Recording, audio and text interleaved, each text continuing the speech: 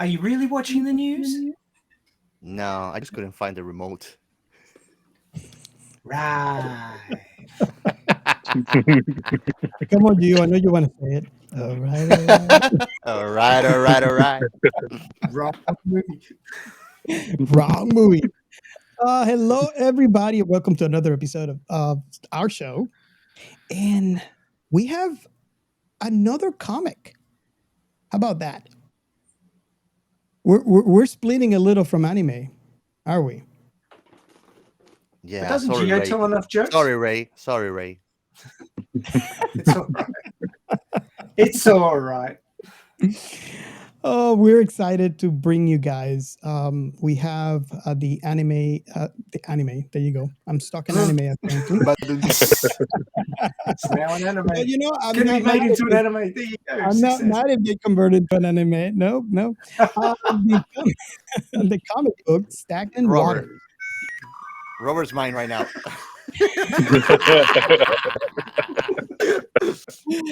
And we're really excited because we get the opportunity to bring over for this episode the writer and the artist for Stagnant Waters.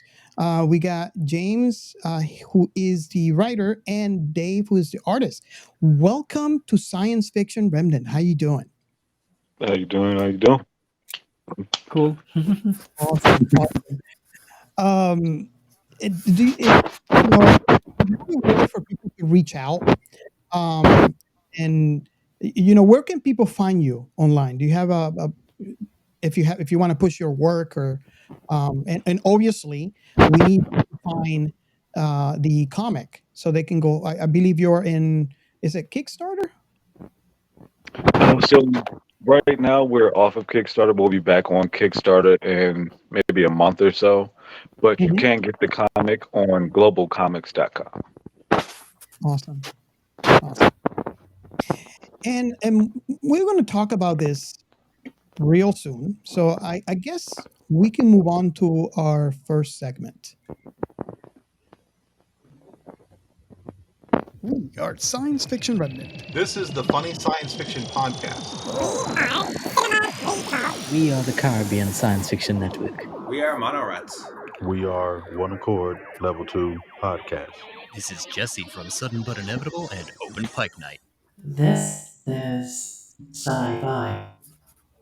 And on this segment, if you're familiar with our show, if you're not familiar, if you're brand new to our show, this is a part where we feature our hashtag. This is sci-fi, and the whole intention for that hashtag is to try to join creators and fans together in the thing that we love the most, which is sci-fi.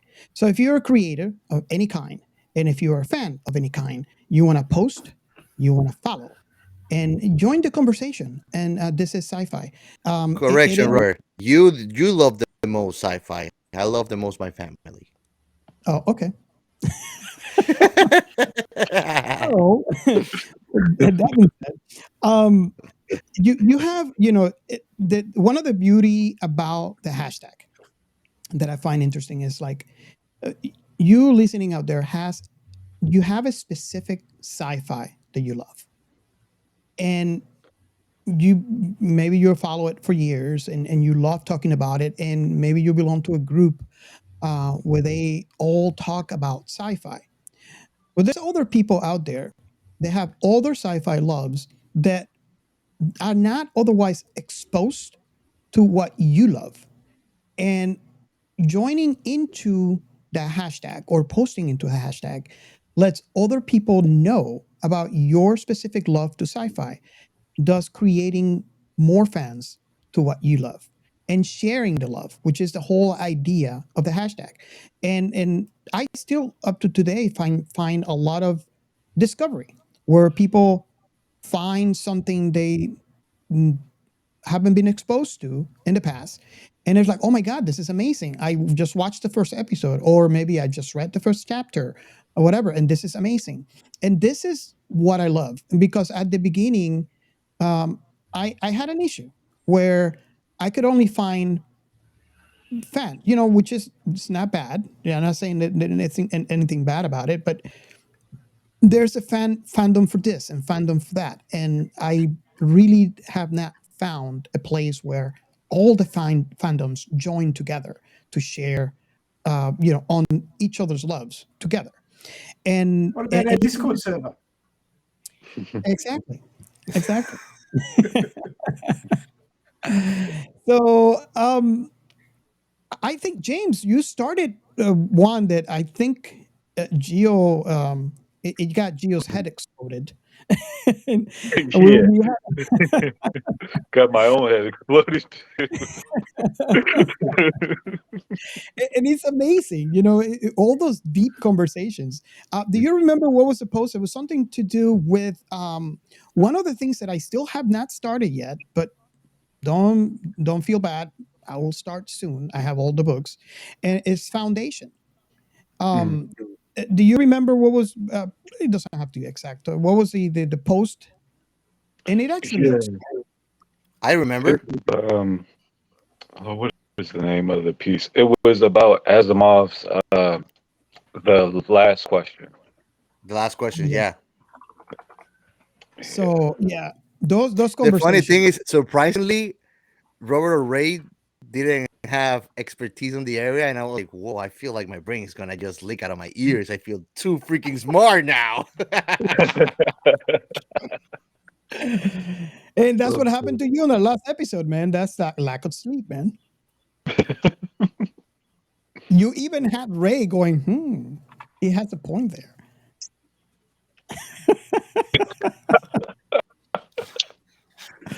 Awesome. So I invite everybody to join in. We are having a lot of fun. And what we love the most is the thought experiments and the conversation about sci-fi topics.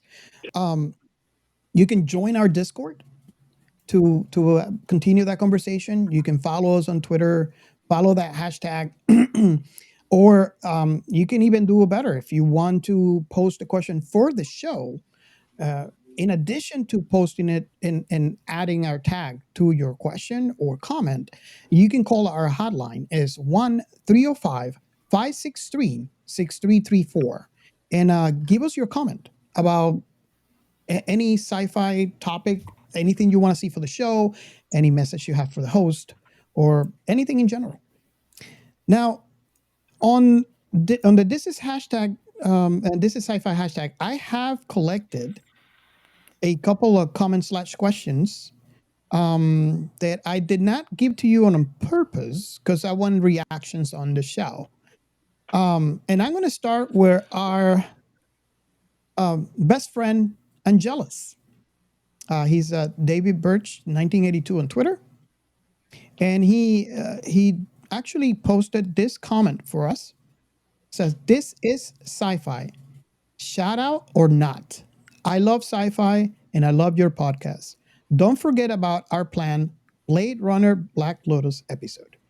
Yes, we are going to do that one. We'll definitely reach out. We're being and the reason why we haven't reached out yet to plan that is because we're really being busy. We're planning our 100th episode. So stay tuned for that one. It's gonna be a party. So, but definitely we are doing Blade Runner Black Lotus. Knowing you, Robert, it's gonna be a PD party.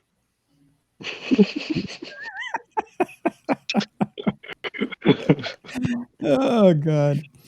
Okay.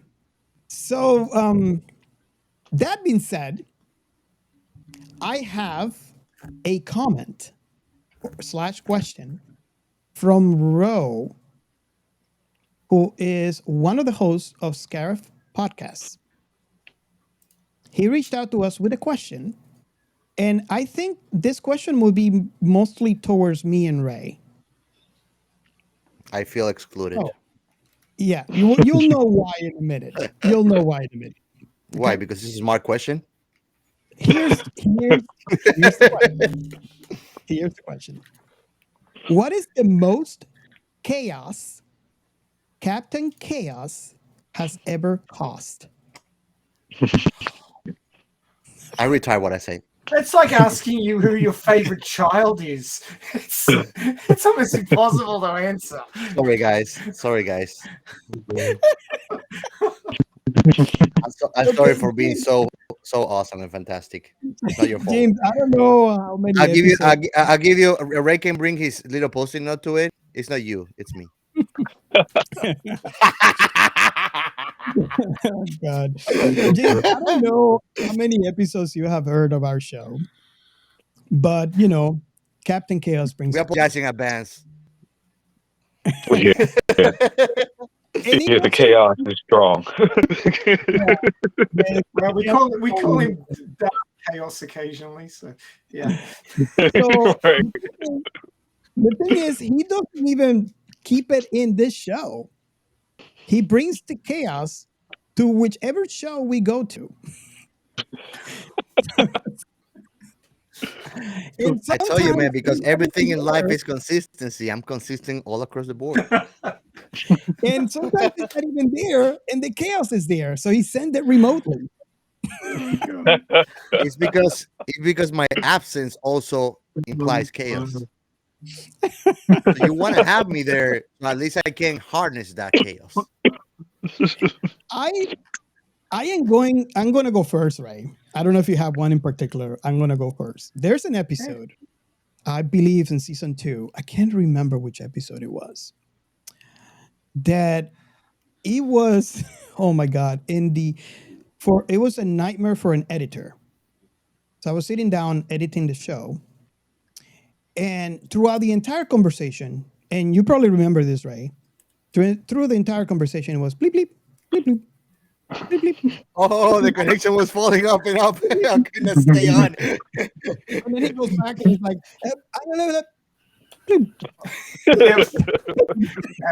that was a meme. He was a meme for about 5 episodes. And it's not one episode. It was like it was actually the beginning of season 2, right? Yep. Yeah, it was. It was like 5 episodes. He was like that. And I thought he was just a pretty quiet guy to begin with because he wasn't saying much. Couldn't get a whole sentence out. Oh, God. And then he got a good connection and blew my mind. Yeah. Good connection.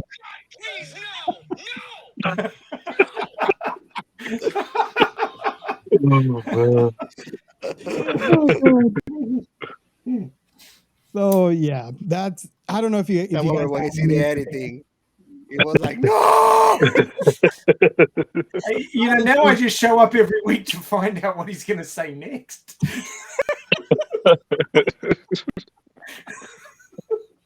Oh God. You see, the time that I take off the glasses and I show my eyes to the show, so people don't come high on something. I just think you're about to go out and fly a helicopter or something. Why are you saying that, man? You gotta get to the chopper. I don't know if you guys have any specific moment you can bring up on Captain Chaos, but I just had to bring that one because, in retrospect, that was funny.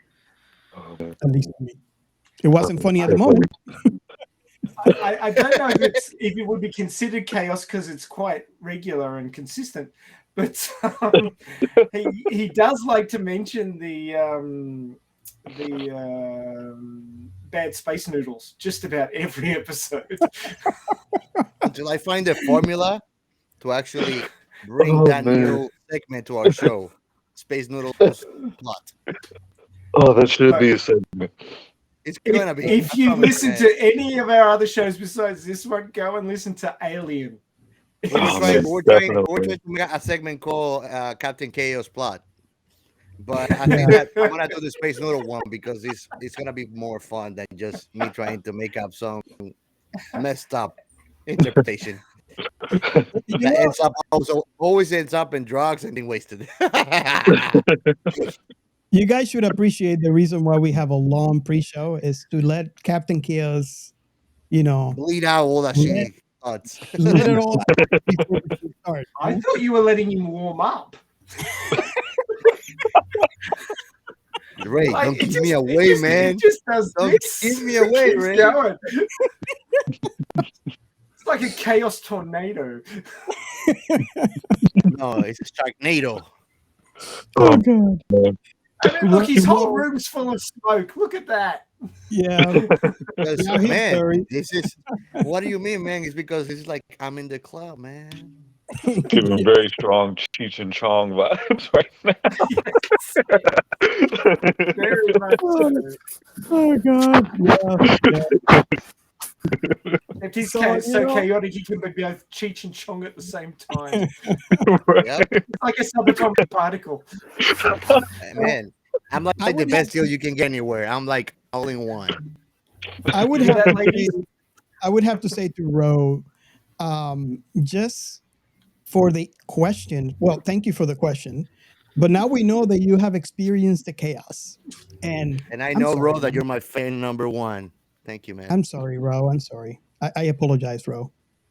I always a fan for the hot times, anyways. It's refreshing.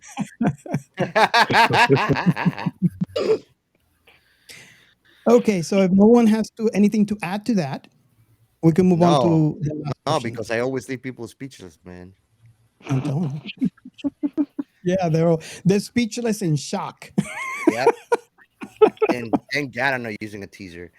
But and I know that Ray's, even though he doesn't say it, every time that I actually say something that sounds plausible, at least understandable, his little half a jaw dropping moments, that's the chaos for him. He's making sense. What the fuck? Occasionally. Who's this guy? Even a broken clock is right twice a day. That's true. That's true. That gives me solace, man. I call that theory when Captain Chaos makes sense. I'm sorry. Yeah, I look out the window because I'm waiting for the flying pigs. man, I'm just like a match of dynamite burning until it just goes off. So enjoy me while you have me. Okay. Yeah, there you go. Thank you, Ray. Thank you. Yep.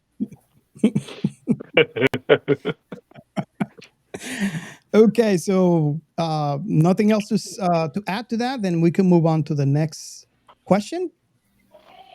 Yep. And our best friend Tim from the FSF Podcast, he has a question for us, and this question is for the three of us, basically. So, are you ready? Here we go. You're saying it like it's a new segment. Here we go.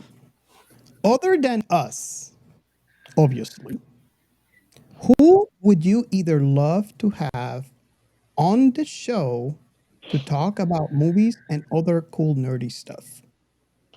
Because Albert Einstein. the You want me to say my guy, the one person that I want to have? well, the Neil deGrasse people that we Tyson, wanna have bro. on- Oh, That's what I heck was yeah. thinking of. We actually have on the blacklist Interstellar because I refuse to talk about the movie until we get him on the show. Then we can do it. When we have Neil deGrasse Tyson on the show. Yeah. I'll just sit back doing this. He might never talk about it, or he might not remember. Me, you'll have a real scientist.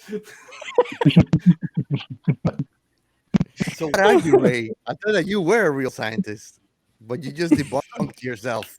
Oh man, he's a mad scientist. Come on. He's just a biologist. So Ouch. it's not, I would think that I would hurt your feelings. Don't have those, man. So you're good. Man, the bombs are dropping here. Tim, thank you so much for the question. By the way, if you're not familiar with the FSF podcast, you should. We have appear on their show. We had them on our show, and we also had them feature in one of our sections called Crossover Connection. So aside from the personality that we just mentioned, anyone else that you think we should have talk nerdy stuff with us on our show? I want to say and I can go next, but I want to say maybe the crew from Open Pike. Hell yes. So I'm still talking to them. Basically scheduling conflicts at this point. But I should have something soon. But I have been on Sudden but Inevitable with Jesse. Jesse. Mhm. But I would love to have that conversation with the entire crew and about our first episode on Strange New World. So, anyone you have in particular that you want to that comes to your mind, Ray, that you want to have on our show, talk with us, nerdy? I probably think that he wants to have Cece from Scientific Railgun. Oh, yeah. Brittany Karbowski, who we were trying to get on to do Railgun. Yeah, I'd like to see that come to fruition. Yeah, me too. Nothing yet, but I keep my hopes up. We can dream. It's free. Hey, yeah. I also want to have Keanu Reeves to talk about Cyberpunk in 2077. Nice. That would be awesome. Hell yeah. And one that I have to that we try, and it's not. I haven't seen anything moving. I mean, it's moving towards the right direction, but not the direction I want so far. Is we want to do the Starship Troopers episode with Casper. Yes. Casper Van Dien, that'd be cool. So we kind of follow in Instagram. So I'll keep posting. I mean, he keeps liking my comments, and I kind of hope that one day, He reached them, hopefully. Yeah. Well, what was it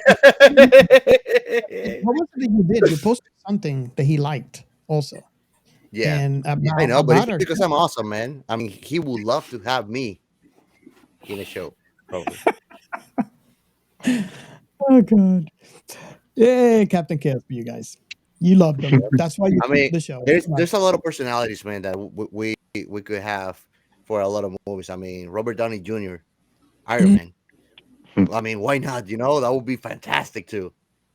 Yeah, unfortunately, the personality has to be nerdy because since we're not an interview show, they're gonna feel lost. I don't think that Robert Downey Jr. will feel lost. Robert Downey Jr. probably will make you guys feel lost. No, I'm just saying. What about Henry Robert Downey's Cavill? obnoxiously amazing. Henry Cavill, talk about Warhammer 40K or something like that. Superman, yes, of course. And Captain Ryan Reynolds from. Oh man. Hold on, I probably butchered that.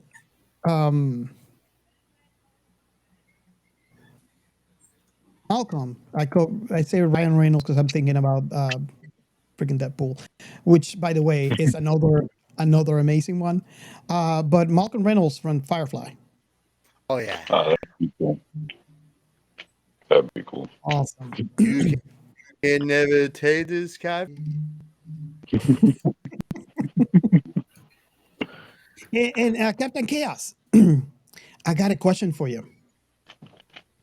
I love questions. As long as it's not an exam or a test. I had a question for you. Are you ready for your Shout out? Oh, that's not a question, bro. That's just putting me on the spotlight. Give me a warning next time, man. How many moving shows on. have you done? You should know it's coming. Like Christmas. I'm a creature of the present, man. I don't live in the future or in the past. So, I mean, I think that they come and then I deal with them. But moving on, I mean, first off and foremost, yep. As they come and came. You guys should follow us on YouTube. Go ahead, go into YouTube, click that subscribe button. Because our show gets published a month after it gets published on audio.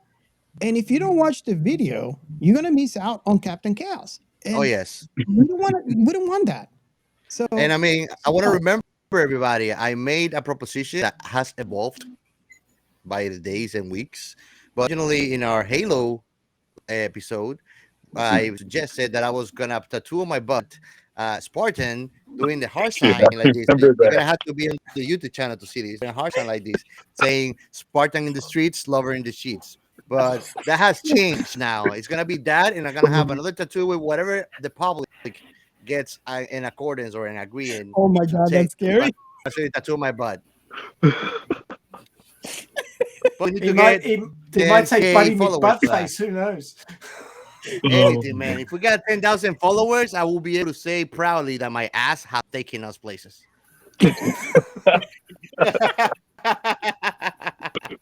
Oh man. You heard it here. You heard it here first. It's on record. It's on. Well, and moving on to the shout out. First and foremost, I remind everybody that we are members of the Blind Knowledge Network. So please go ahead and give them a check at Blind Knowledge Network. They are they have a network of content creators of good variety. So it doesn't matter what you like. I'm sure that you're gonna find something of your taste over there. And like our friend Joey says, it's like what's cool podcast, what's not cool, not podcast. Well, the first person in our shout outs we mentioned earlier is Angelus from the Alita Army. And I just want to thank him and for always being engaged with us. Always good conversation, good jokes and laughs. We hope we have him soon another. It doesn't have to be necessarily cyberpunkish, so Robert doesn't have to He wants mentally Black prepare Lotus, himself. so that's what it's going to be. Black Lotus. Black Lotus. No, we can do actually some kind of like mecha or something Disney Oh, that has he also robots. wants So Guyver. Robert is happy with He it. wants to Robert Guyver said that he movie. doesn't trust Angelus anymore with his choices, so we don't want Robert in the couch for 3 days crying and fetal position. We don't want that. And, But Admiral Happy Ending can't deal with it, huh? oh, then you're gonna have to. I mean, I never watch a sci-fi porn for happy endings and things like that. Then we need to do Space Truckers. Space In fact, I Truckers. should put Space Truckers on the list. And Babylon 5. And you can find actually Angelus on Twitter at David Birch 1982. Also, we mentioned them too, but never enough to mention them at the FSF Popcast. Always awesome to have conversations with them. Always good to watch them too. They have great content. I tell everybody to go and check them out. I always enjoy we listening like to to them. switch our positions in GoodPods. So if you go 1 week, we're number one best sci-fi podcast in GoodPods, and then they are, and then we are, and then they are, and then, so we're good friends. Head to head, Ray. Yeah. Sticker.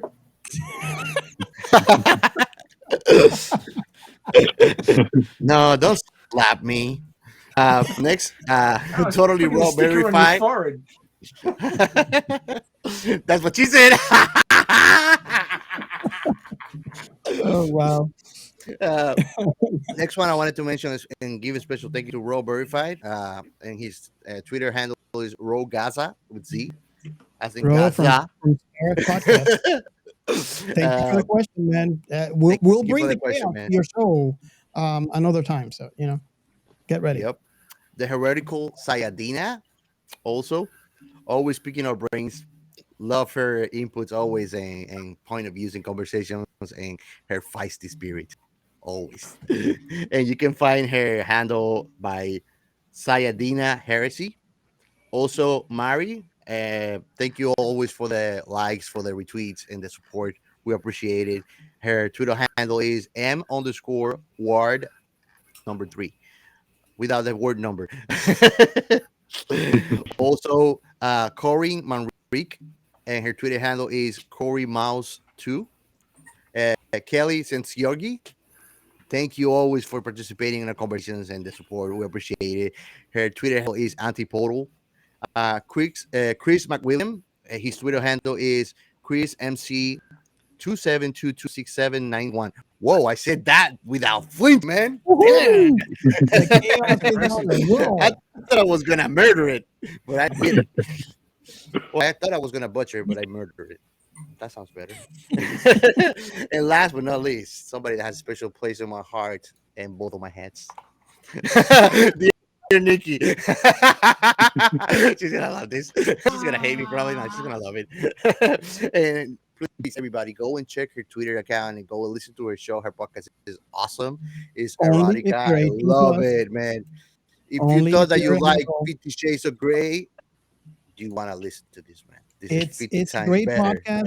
If you're over 18, make sure it is not safe for work. And if So- you're not, what the heck are you doing listening to Rated R podcast? But thank you for the support, anyways. Yeah, I'm going to hell, man. I'm not a good person for youth. No. And you can find her Twitter handle and all her media content through her Twitter at dnikky, and that goes NIKKY 162. Go and check her out. I could not recommend her enough. She's amazing. She's awesome.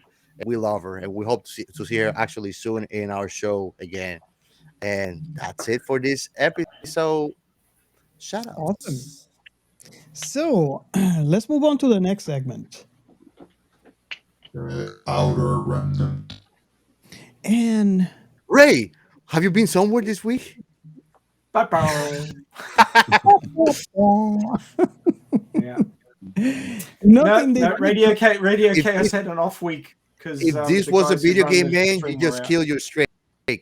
Yeah. No more combos. It's pretty bad actually because this week is Valentine's week and Valentine's Day was. And the you guys release are date. not gonna talk about wanting to date a robot girl? No. That could really give you scoliosis if she gets on top of you. It could be an oil leak. That would be terrible. Yeah. Oh God. Okay. Moving on from Well, Robert, where you and I have been, man? where have we been? Okay, I know where we had been. We were trying to help a friend understand the prime directive in Star Trek. We actually are very honored to be able to be on that episode for the FSF podcast with Tim. And we were discussing the prime directive. He is new to Trek, and through his rewatch, through his watch of Trek, he encountered the prime directive, and he wanted to understand and bring other people out to help him understand.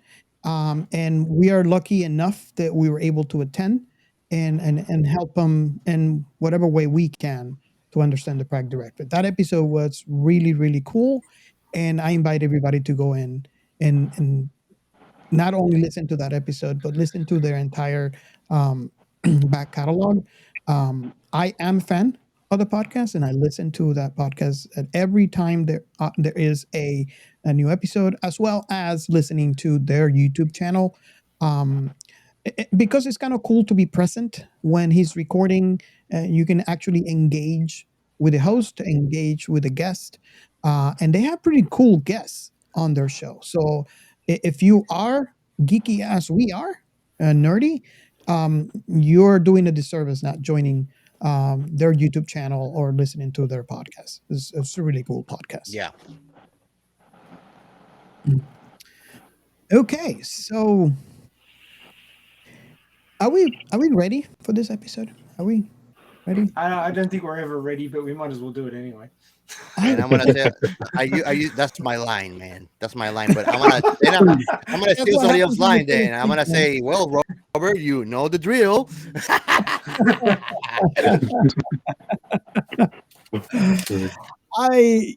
There you go. Thank you. I'm not ready. And I'm not going to say a thing at all. So if you guys are listening to the podcast and you don't know what we're talking about, wait a month. Go into YouTube and you know what we're talking about. That's how I like it, Robert. You're quiet, you're a good boy, and you like to be put in your place. That's just gonna make people want to go and check it out faster. Oh my God! Yes. All I can say is Geo golf ball. Do you know a movement called the clock? I don't want to know. Gluck, gluck, gluck, gluck, gluck, gluck. Yeah, you should. Now I'm degenerate. Hey, you're making degenerates look bad. Stop it. Okay. So, Why? Because I make it appealing. I will Basement, not. sub-basement.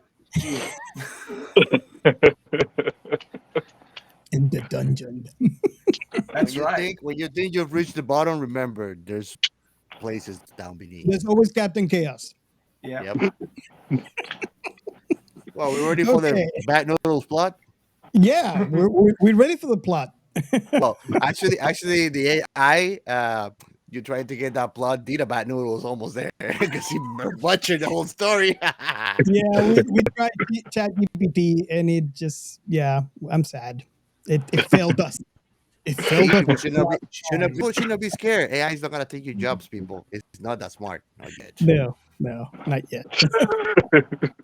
Not yet. No, they're just playing dumb while they're taking over the world. Yes. Good move. Right. That's a great tactic. Slowly infiltrating everything. Next week we'll find out Skynet is real. Isn't Skynet in your story? Maybe. I'm gonna be pulling some Shia LaBeouf shit, just running away and the computer calling me. You gotta buy the book to find out. Yeah. Okay. So, do we have a plot? I don't know how we're gonna. You wanna? We're gonna try this thing. First time in our show, where we have the guests doing the plot. How about that? Robert always likes. He wrote the thing he should know. He's trying to pull always our first timer. I like the first thing. It's Keeping it real, right? I finally got Robert trained to actually do the plot at the beginning of the discussion. You can always wait till the end after we've talked about everything under the sun. Then here's what the story was about. Hey, we have done that several times. There's been episodes that we are like 60 minutes in, and then we go, "Oh, the plot," and Ray's just like, "Poker face." And what happens when we start the plot, we stop it. Like an hour later, we go, the plot. Well, I'd get partway into the plot, and Captain Chaos would come into effect, and then we'd go somewhere else, and then eventually we'd come back to the plot. I'm here for the derailing, man. And if we keep at it, we might make it again, but we're in 40 minutes already. Yeah. I was actually just looking at that. Oh man. Okay. So James, please give us an overview of your fantastic story. So the plot is, to put it, I wrote that big long thing, so how do I shrink it down? Okay. So we open the story with the morning that the world changes, with the launch of the 135th Terralink satellite from Atlas Incorporated. There doing stuff. The important thing is that the satellite is nearly hit by an unknown object. That'll be important later. So we cut over to our main character, Ian. He's at a party by himself, sitting on the couch watching the news. And he gets pulled off the couch by his best friend, Nicole. That's what the quote at the beginning of the episode today was. She finds him watching the news, and he's like, "No, I'm couldn't find the remote," which is literally right in front of him. So I missed that. It's literally. Oh, right she's got a hand on it. There you go. But, we jump from there over to a back office in a barbershop where Nolan Calvert and DC Derek Collins are about their plans for the mayoral seat of DC. They, in their discussion, throwing threats at each other, but neither of them seems to really take each other as seriously as they should.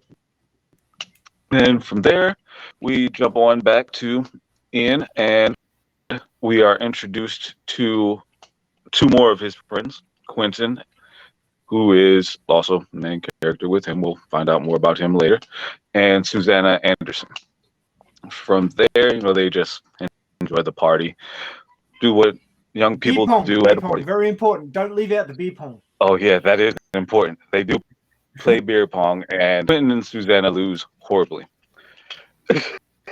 I was wondering because the beer pong, he had a quarter that he was aiming on the cup. Were they too drunk already that they couldn't differentiate between the ball and the quarter? They moved on to another game, quarters. Okay, I'm not even sure people play that game anymore. Time. Me either. I don't have that much of background story on college times. yeah. My college times was pretty much exactly what I put in the book. Beer pong and quarters, and puking, which is in the book too. So you got it all covered. That sounded like pride, man. You can't live. Those were some. I remember drinking a shot after 10 beers at a pub and then hurling out the window of a car driving across the capital of Australia, Canberra, at 1 a.m. Yeah, so that happens. That's similar stories. Puking out in front of clubs in DC. Yeah. Oh, this was a moving car. Okay, I've done that too. Oh no, I've done that too. It's a moving car, and mine was moving too. Spraying the puke all over town. That's right. What actually makes that hilarious, I was puking out of one side and someone else was puking out of the other. Synchronized vomiting. Now there's a sport for the Olympics. I can relate. I can relate to that. It's called sympathy puking. It happened to me. Somebody was puking and I felt sorry for them, and then I start puking. Right. And I had no idea about puking. I was just as drunk as her. Too many Gailey shots. You don't know how close you can be to somebody till you've had to hold their hair out of the toilet while they're puking. Yeah. One of those bonding moments nobody tells you. I pulled over highway puking. Done that one too. Yep. Yeah. Okay, going back to the plot. Oh, right. Let's stray away from puking. See, that happens. Let's puke your story. All right, so after the party, they leave, drop off the girls and everything, and we cut over to Enki Technologies, which is like the leading technology company in the world, where they are discussing some recent developments that have been going on, how they're basically going to save the company. And from there, we jump over to, I guess, the real start of the sci-fi, because it really starts to pick up from there, where we have the twins arrive from the future, and you don't know why they're there. They just pop up, and then they leave immediately. So from there we come back. Did they go into a biker bar and steal their clothes and their motorcycles? If only I should have put that in there. That would have been a great. I should have done that. All right, got a nice Still time for that. For issue 2. Okay. Oh man! But from there, Quentin and Ian, after having dropped off the girls, are continuing on their way home, where they are suddenly confronted by a fairly large spaceship shining a bright light on them, which they are subsequently. I hate it when that happens. Right. Yeah, It's so annoying. Especially in the middle of the night, like you're tired, you just want to go home, and then suddenly there's a spaceship that abducts you. Right. Just not again. And the probes. I know Captain Chaos loves those, but yeah, they're annoying. Oh man. Yeah, so they're abducted, and there we're introduced to their abductee and the ship, which is the Loom, Mayrin and the Joe Loom. But while they're being abducted and Mayrin is attempting to do some genetic recombination on Quentin, they are attacked by the mysterious object from the beginning of the story, which turns out to be a scout ship. It's called the Eye. While they're being attacked, Marin goes ahead and teleports both Ian and Quentin out of the ship because he's worried, what if they lose the fight? These guys are pretty important, so he gets them out of the ship, which at that point we see what's happening outside of the ship, which is the twins firing a futuristic bazooka at the Eye. And then they leave again. From there, we jump out into space and we find out where the Eye actually came from, kind of. We see a Kelm scout ship, which is the alien civilization that sent the Eye out, scouts out planets. And they get a message from the Eye saying that the key as well as the Jolune have been found, so they go ahead and set a course for Earth. So dun dun dun, something's coming. But from there, Ian finds himself in an alleyway, in which the twins actually put him there, and they're a little bit upset that they're leaving him there. They've been here 3 times now and nothing's changed, but hopefully this time something does. As Quentin's leaving, or I keep saying Quentin, as Ian is leaving that alleyway, he ends up being confronted by the pilot of the Eye, Yulan, who promptly punches the shit out of him. Which, Hence, that's what's gonna happen if you go to an alleyway. You get mugged. yeah, yeah, definitely. Nice guy. By superpowered aliens, apparently. That's the person city you go to, apparently. Happens to Captain Chaos every Saturday night. Yeah. When I walk in an alleyway, the thugs run away, man.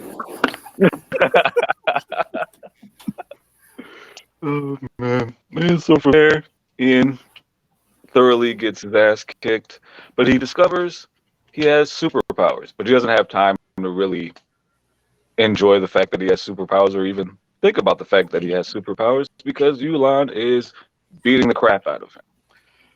But when Yulan is about to go ahead and deliver his final blow, suddenly Ian emits a massive blast of energy that pretty much destroys Yulan, and then Ian makes it Ian. Why do I keep saying Ian? That's his space name. Right. Ian makes his great escape because the police are now coming, and who wants to be at the scene of a space alien battle thing, and then the police come? Who wants to be there for that? But after that, if space alien mugging that would be a tonight, funny police report. That would be a funny police report. Right. Like, you won't believe what I got to tell you, man. Right. Right. Especially after the breathalyzer. He hadn't drinking. So. Yeah. Well, he must have drunk a lot because he thought he could fly. Right. It's like, the couple was like, what were you drinking? Right. He's like, didn't you just heard the story? No. What were you drinking? Oh man. What do you have to be drinking to hallucinate getting your ass kicked by? I'm sorry, not even moonshine gets it. Not even right. You probably have to vape that weird crystal stuff. What was it? Nah, not even that, man. Oh, man. Awesome. I would have to say we are honored that we have the author of the comic read us the plot. And like I said, this is the first time for us where we have a guest doing the plot for us. But it's I have to admit, it's kind of cool to have the author, the creator of the story, give us the plot on our show. So James, thank you so much for that. Bro. Now I'm gonna push And Dave sorry for into all the the spotlight. interruptions. I'm gonna push Dave into the spotlight. Tell us, Dave, about your creative process. How do you come up with the character creations? Actually, like, did you draw them from some personal experience, or did you work with James to like get characteristics of their personalities to come up to like how they're gonna end up looking? Bueno, pues para comenzar, realmente es mi primer trabajo como artista de cómic. Normalmente lo que hacía era de que, un trabajo de, oye, es que quiero hacerle un cómic a mi pareja y era una cosa de 2, 3 páginas. Entonces, pues, no sé, un día decidí salirme de donde estaba trabajando y fue como que, quiero comenzar a hacer cómic y empecé a contactar gente, por medio de grupos de que, bueno, esto es mi trabajo, esto es lo que hago. Y fue como que, ok. Entonces ya después de cierto tiempo de buscar en grupos, es cuando me contacta James y me dice, oye, tengo este proyecto, faltan una cantidad de páginas para completar el cómic. ¿Qué te parece si te avientas si tú haces el trabajo? Y yo, adelante, sí, no hay problema. Y de ahí fue como que, pues ya, no sé, se creó una mancuerna muy, muy buena. La verdad, trabajar con James ha sido muy, muy cómodo. También para hacer mi primer trabajo, sí fue como, no sé, la verdad, sí, muy, muy buena experiencia.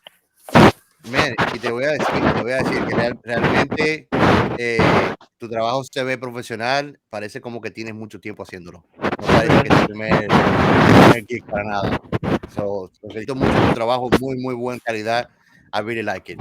Yo algún tiempo traté de como look into making comics y manga y cosas así, pero hasta ahora realmente no me ha salido así tan bien. Inclusive quiero trabajar en hacer un graphic novel con una historia que Robert escribió, que está todavía en el proceso de hacerla. Pero ya, te felicito mucho. Muy, Muchas, muy, muy, muchas muy, gracias. muy buena calidad. I loved it. Yo estoy de Gracias. acuerdo con eso también. Okay, Captain Chaos, can you Captain Gio. can you translate that for our English-speaking audience? Of course. Basically, they were telling us that he is his first gig actually. That he wanted to just start doing graphic novels and comics, and he was trying to contact groups, and that's how he came out in contact with James. And basically, that they had a very, very good chemistry. That they created a good, solid relationship. And I mean, I was surprised when he told me that it was the first gig that he's done, because I'm telling him like he doesn't look like he's like new to this. He actually looks very professional, very standard. If I see his comic and I see another comic that is famous, I would not differentiate being new or not to it. And I congratulate him for him too on that. And he's having a great time also doing this. That he's learning a lot and enjoying it at the same time, which I think honestly, to me, that's living the dream, man. When you're doing something that you love, you're doing everything that life should be about. You know. Awesome. I agree 100%. And the images that we see in this comic book are really, really good. So I second Captain Chaos. This is great. So I thank you for that too. I have a question for James, and it's kind of cool because Captain Chaos, he's working on his art, and me and Ray, well, actually, I think Ray has a lot on me on this, but we are writing stories. I think Ray has a lot more written than I have, mainly because of time. I think Ray's writing is better than mine, but again, I'm just starting. But well, there's craft and then there's content. So I may have a little bit more craft than you, but I don't think there's the content is directly comparable. Correction. He might have a little bit more of witchcraft. So I'm kind of curious about this part, coming from someone that is trying not necessarily to do a comic book, which I think would be amazing to be able to do a comic book like Gio just talked about. Captain Chaos mentioned how he's trying to help me create something from the story that I'm writing. This story I've been trying to write as a novel. Possibly it's looking like it might be like a trilogy because there's so much of the story. But saying, that being said, you create a process like where did this story came from, and if you have any examples of what motivated you to create what you have and in the way that you have written it, like the story, how it developed. Just so originally, the book was actually be a novel. I actually started writing it way back. Wow, I'm old now. 20 years That's ago understood, now? man. Yeah, I was about 15. Well, I was actually a little younger, but I got serious in writing it when I was about 15, 16. It was Wow. completely different, but it was, like I said, it was going to be a novel originally. I got to maybe chapter, I want to say, I don't remember what chapter I got to. It was no more than 10 chapters. But then I kind of put it down for a while. When I picked it back up, I had gotten back into reading comics a lot. And I saw that at that time, it was maybe 2012 or so, or maybe a little bit later. But Marvel Comics was reinventing their entire universe for like the umpteenth time. And I was like, you know what? I have this whole universe that I've been writing since forever. Why don't I make it a comic? I like comics. And if it's drawn, it'll be better than what I could ever describe because you'll be looking at what I've been trying to describe to you. And from there, it just kind of kept evolving until I had this. And honestly, even when I finished the first half of the comic, and then I met Dave, it changed again. And then when I gave Dave the script, I kind of told him, hey, you can, if you see something better than I see it, do what you see. Because you're the artist. I picked you because I have confidence in what you're going to be able to do. And then he knocked it way out of the park. Like there's small changes that are going to change big things later that actually came from Dave's art. So it's definitely Nice. staying open-minded and not being too attached to what you're writing because it's going to change and it's going to keep changing until you put it out there and it can't change anymore. It can still change after you put it out there. Yeah, it's interesting to hear you guys talk about that because I, in the little writing that I have done, and this is something that I have actually told Captain Chaos when I did show him my work. He actually, I think, is one of the few people who have read so far what I have, and it's one of the comments that I find very interesting. If you are the creative type who's actually writing any kind of story, is how dynamic is the story, in the sense that you might have the beginning and you might have the end, but the characters have their own life, and it's kind of freaky how as you write, they develop themselves into what they are, and even on the you set it aside, you wait a month, you go back and write again.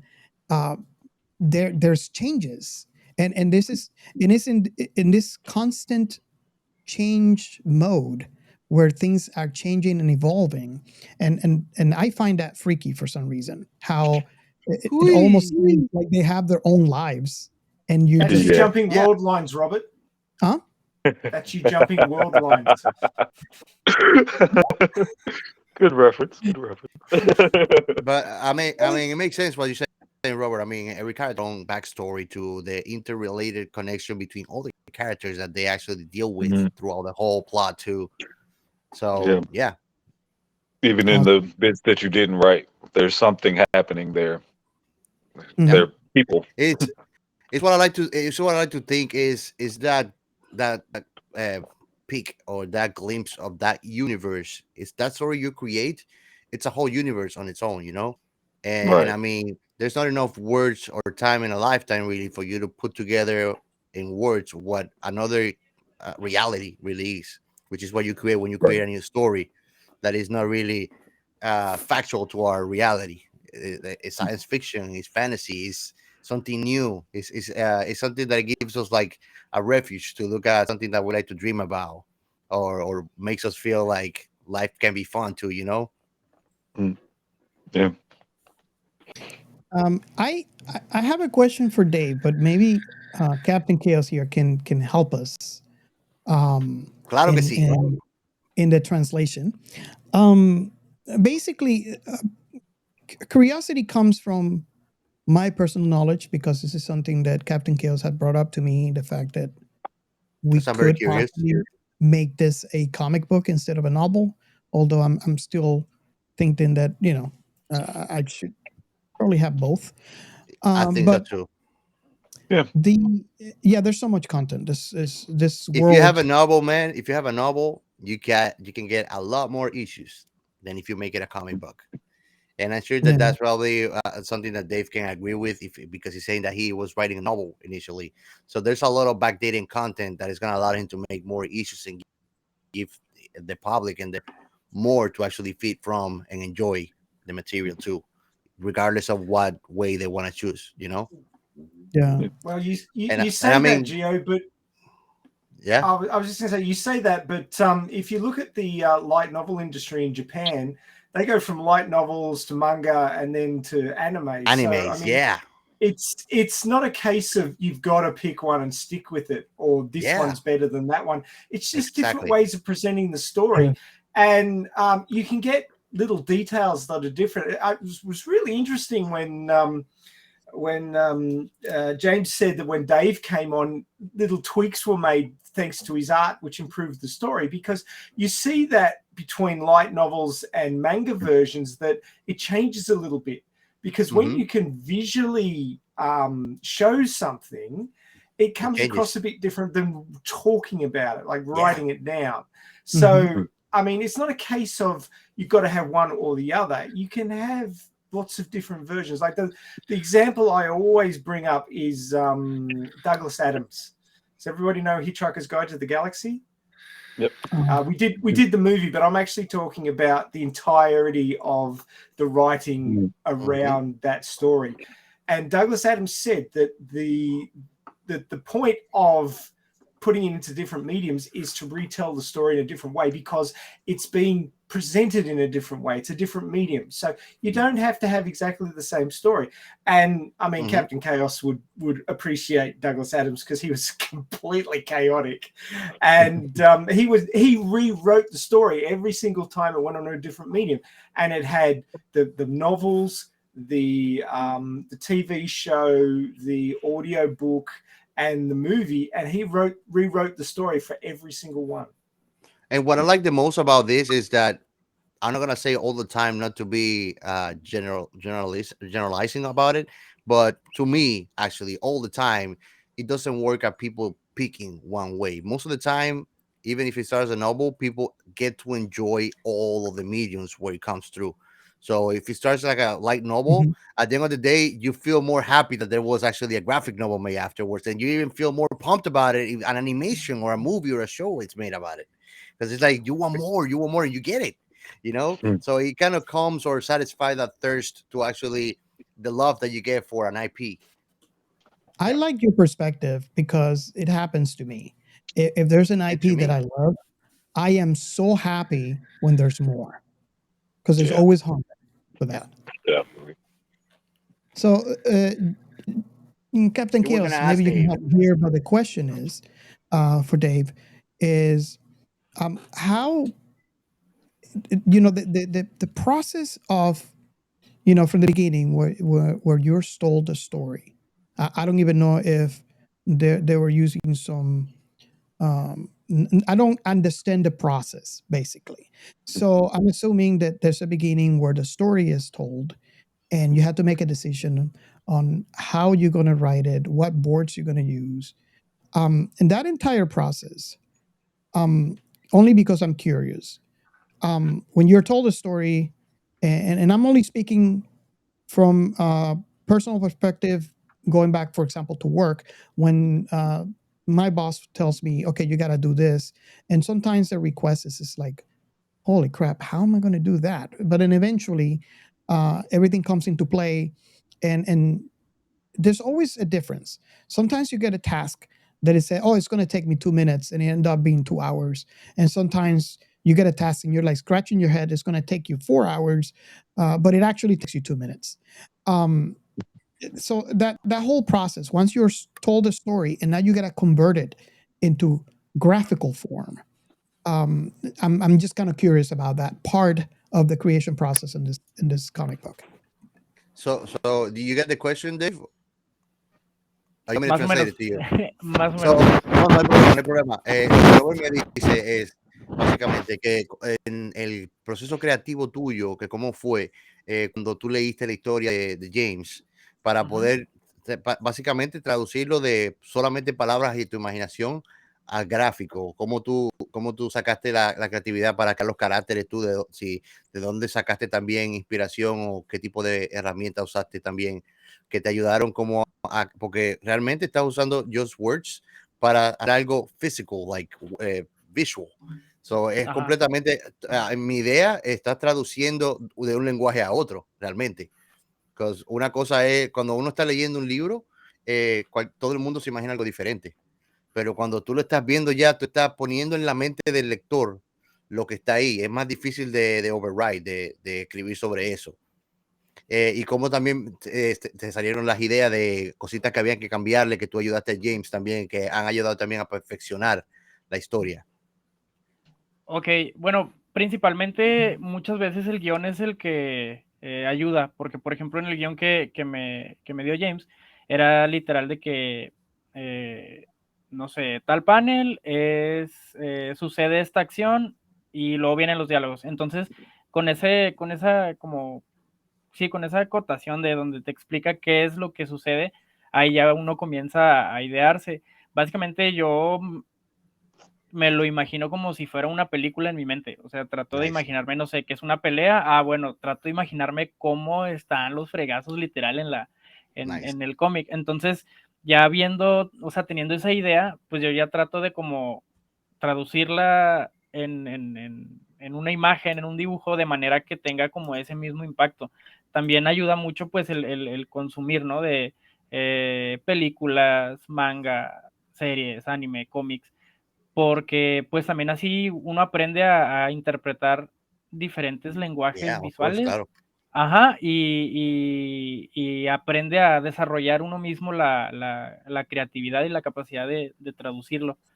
Porque, bueno, es algo que yo aprendí desde, no sé, cuando era adolescente, que quería tocar en una banda, entonces era como que, pues uno se encierra en decir, ah, no, yo solo quiero hacer esto, pero no, pues un músico debería como que expandirse y conocer todo tipo de música. Bueno, así literal es lo mismo en este aspecto. Es, bueno, si yo quiero yo quiero desarrollar un lenguaje visual, tengo que aprender a traducir el lenguaje visual de todos lados. Interesante que digas eso también, porque eso es algo muy contundente en lo que pasa con la industria de graphic designs, que muchos diseñadores o artistas a veces quieren venderle al cliente lo que ellos quieren, no lo que el cliente pide. Y yo pienso que eso es algo muy importante para tener éxito, es saber interpretar lo que el cliente tiene en su mente y poner lo que el cliente quiere. Porque al final de cuentas, sea música, sea gráfico, es una industria de servicio.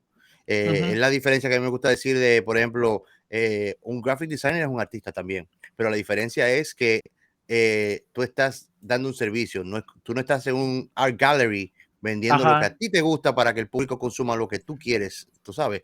Entonces, no hace menos ni más, sino es la diferencia del tipo de servicio que se está brindando. Sí.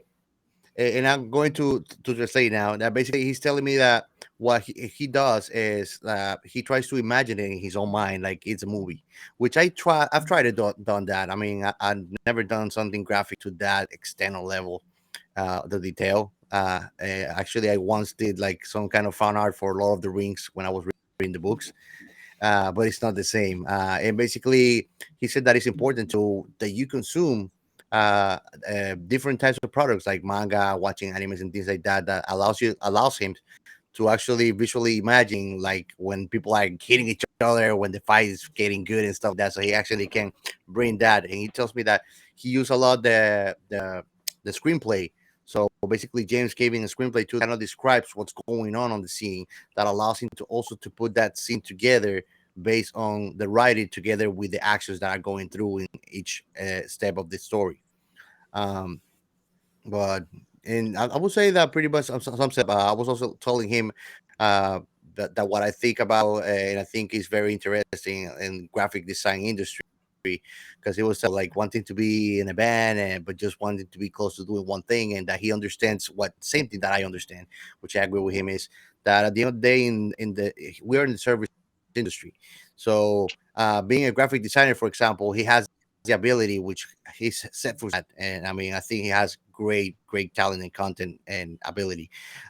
It's knowing to provide the customer with what they want, not what the artist want, which is a bit basically a graphic designer and an artist are the same one and the same thing, but the service given is a different thing. Is the difference between you giving your customer in a graphic design study what they're asking, selling your own art in an art gallery, so whoever walks in would like that because that's what's in there. And I think that he's a wonderful artist, man.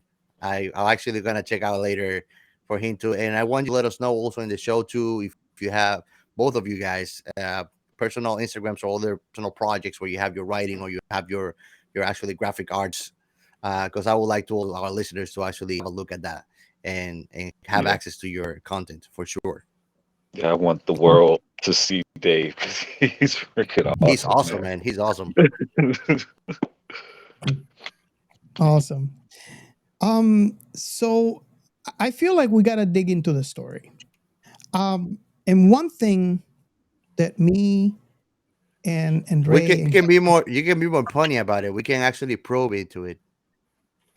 With a bunch of knives. Do you have to get teleported into a spaceship first, though? Yeah.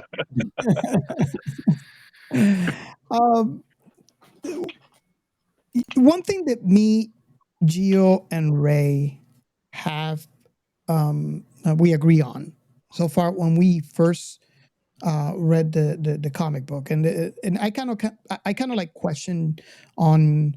I posted questions on each of them in Discord, which, by the way, you guys should join our Discord channel. And I said, okay, what do you think about the story? And I think we all agree on one thing. And do Ray and Captain Chaos, do correct me if you feel so, but I feel we're in agreement when we say that at the end of this story, we felt like we won more. Well, it's only one episode, so you don't get the whole thing. It was a good start. I think that it was a little bit rough to begin with because there was so many jumps. Like you just start to understand the situation with one group and then it moved on to another group. But I get that it's sort of the pow. Here's a whole bunch of stuff happening. Sort of methodology, which makes sense to a certain extent. But then it sort of seems very I wouldn't say mundane, but sort of like very terrestrial. You've got the UFO at the beginning, but then everything's just sort of happening. It's like, okay. There's people having a party, and there's people who want power, and this and that. And now there's some people from the future. Okay, things are starting to get interesting now, and being abducted and messing with your genes is like, oh, okay, that sounds messy. And then and then the guy's getting the shit pounded out of him by the guy who was in the ship. And then he goes, chum. Have some chum. Wow. and he's gone. And it's like, okay. That was one thing. I didn't realize that he'd actually killed him. He blasted him, but there wasn't a panel showing like a pair of legs and nothing else. So no. I didn't actually realize he was nothing dead left until you of told him. me. So yeah, but like Other than that, like I think it was a really good start. But I need to read more to know, you know, how the story beats work out. There's certainly a lot in the beginning, and I'm sure it's all going to pull together at some point. But yeah, these stories that have a whole bunch of different strands that have got to knit together. Now, what was the writer's name? He did Neuromancer. Neuromancer. Oh God, yeah, I know who it is, but I forgot his name. Hold on, William Gibson. William Gibson was really good at writing like that. He would write. You get a chapter on one guy, that was guy a quick A, Google then a search. chapter on guy B, and then a chapter on guy C, and then it would go back to chapter on guy A. And usually you'd like 2 out of 3, but the other one's like, so you'd read that one really quickly to get to the next bit. And then eventually you look at how are these related? Like, what? This guy's inside the country. This guy's in overseas. But that's the beautiful thing that creates the aha moments later on. And then, like, later on, the aha moment, exactly, when it all comes together. And I'm looking forward to seeing how these disparate bits of story are going to join in together into how they're going to link into each other and come together. But of course, you can't get that from the very beginning. I've said before that it's almost a disservice to stories that you're looking at chapter 1 and that's all you're looking at, because you can't really get a feel for how rich it is when it gets going. And a lot of times beginnings are shaky. Not just books, not just comics, not just movies, not just series. Not just they all start out a bit shaky before they solidify and the story really gets going. The information starts getting in there to really draw you in. You can't get a full feeling for something off it, like volume 1 or episode 1, but you can get a hint, and this gives a really good hint on what's to come. So yeah, I agree with you, Robert, that we do need to read more of this. Yeah, and you know, I just gotta let me put a perspective of where I'm saying, so the listeners know where I'm coming from when I said that. And basically what I said is I want more. And first of all, for all of you guys listening to our show, you know that, oh yeah, he's just saying that because he said that in every show, right? And that's a common, that's a common concept. Now, here's the thing, and Captain Chaos knows this because we actually have gone through this in season 1 as well. We don't cover things on this show that we don't like. So we don't like talking negatively about things in our show. So if there's something that we don't have something positive to say, we just rather not, because we don't like doing that neither. I mean, we understand that at the end of the day, there's tastes and flavors for everybody, and that there might be things that are not our flavor, but this hit home. We loved it. And I mean, I'm gonna tell Robert, just to finish, like, the three of us on what he said. I'm gonna just quote myself on what I told him when he asked me. I told him, like, and I was short but concise. I was like, bro, I love this. This was a total tease. I need more. Exactly. So I'm saying this because, yeah, you hear me say this all the time. And yes, we have covered some things that we might not all agree on. Maybe Gio doesn't like it in this episode. Maybe Ray doesn't like it in the episode. And that's okay. And that's why we have the conversations that we have in the show. But overall, if we all agree that we don't like something, we are not going to cover it. So yes, you're going to hear me say almost in every episode, I love this. And the reason why is because the reason why we're covering is because we loved it. So that being said, the reason why I said I need more is I had read quite a few things that I go on the first chapter, and I do agree the first chapters are usually the rough ones, because usually you have to set people up. So every time that you and Ray said that, I feel that you're talking about a marriage or a relationship. But yeah, okay. The beginning of everything's a bit rocky. It's always rocky, and that's the reason why I read the first 5 books of. Infatuation doesn't work like that. Infatuation is backwards. It's awesome and fly and bliss at the beginning, and then it gets rocky. You're like, oh my god, it's toxic. The book of Game of Thrones. That's the reason why I read the first 5 books before I quit. This dude read 3 freaking books, I think, right? And the reason why is like, okay, I read the first one. I know the He didn't like them, beginning, I hated this, but maybe in book 2 it gets better. So I read book 2.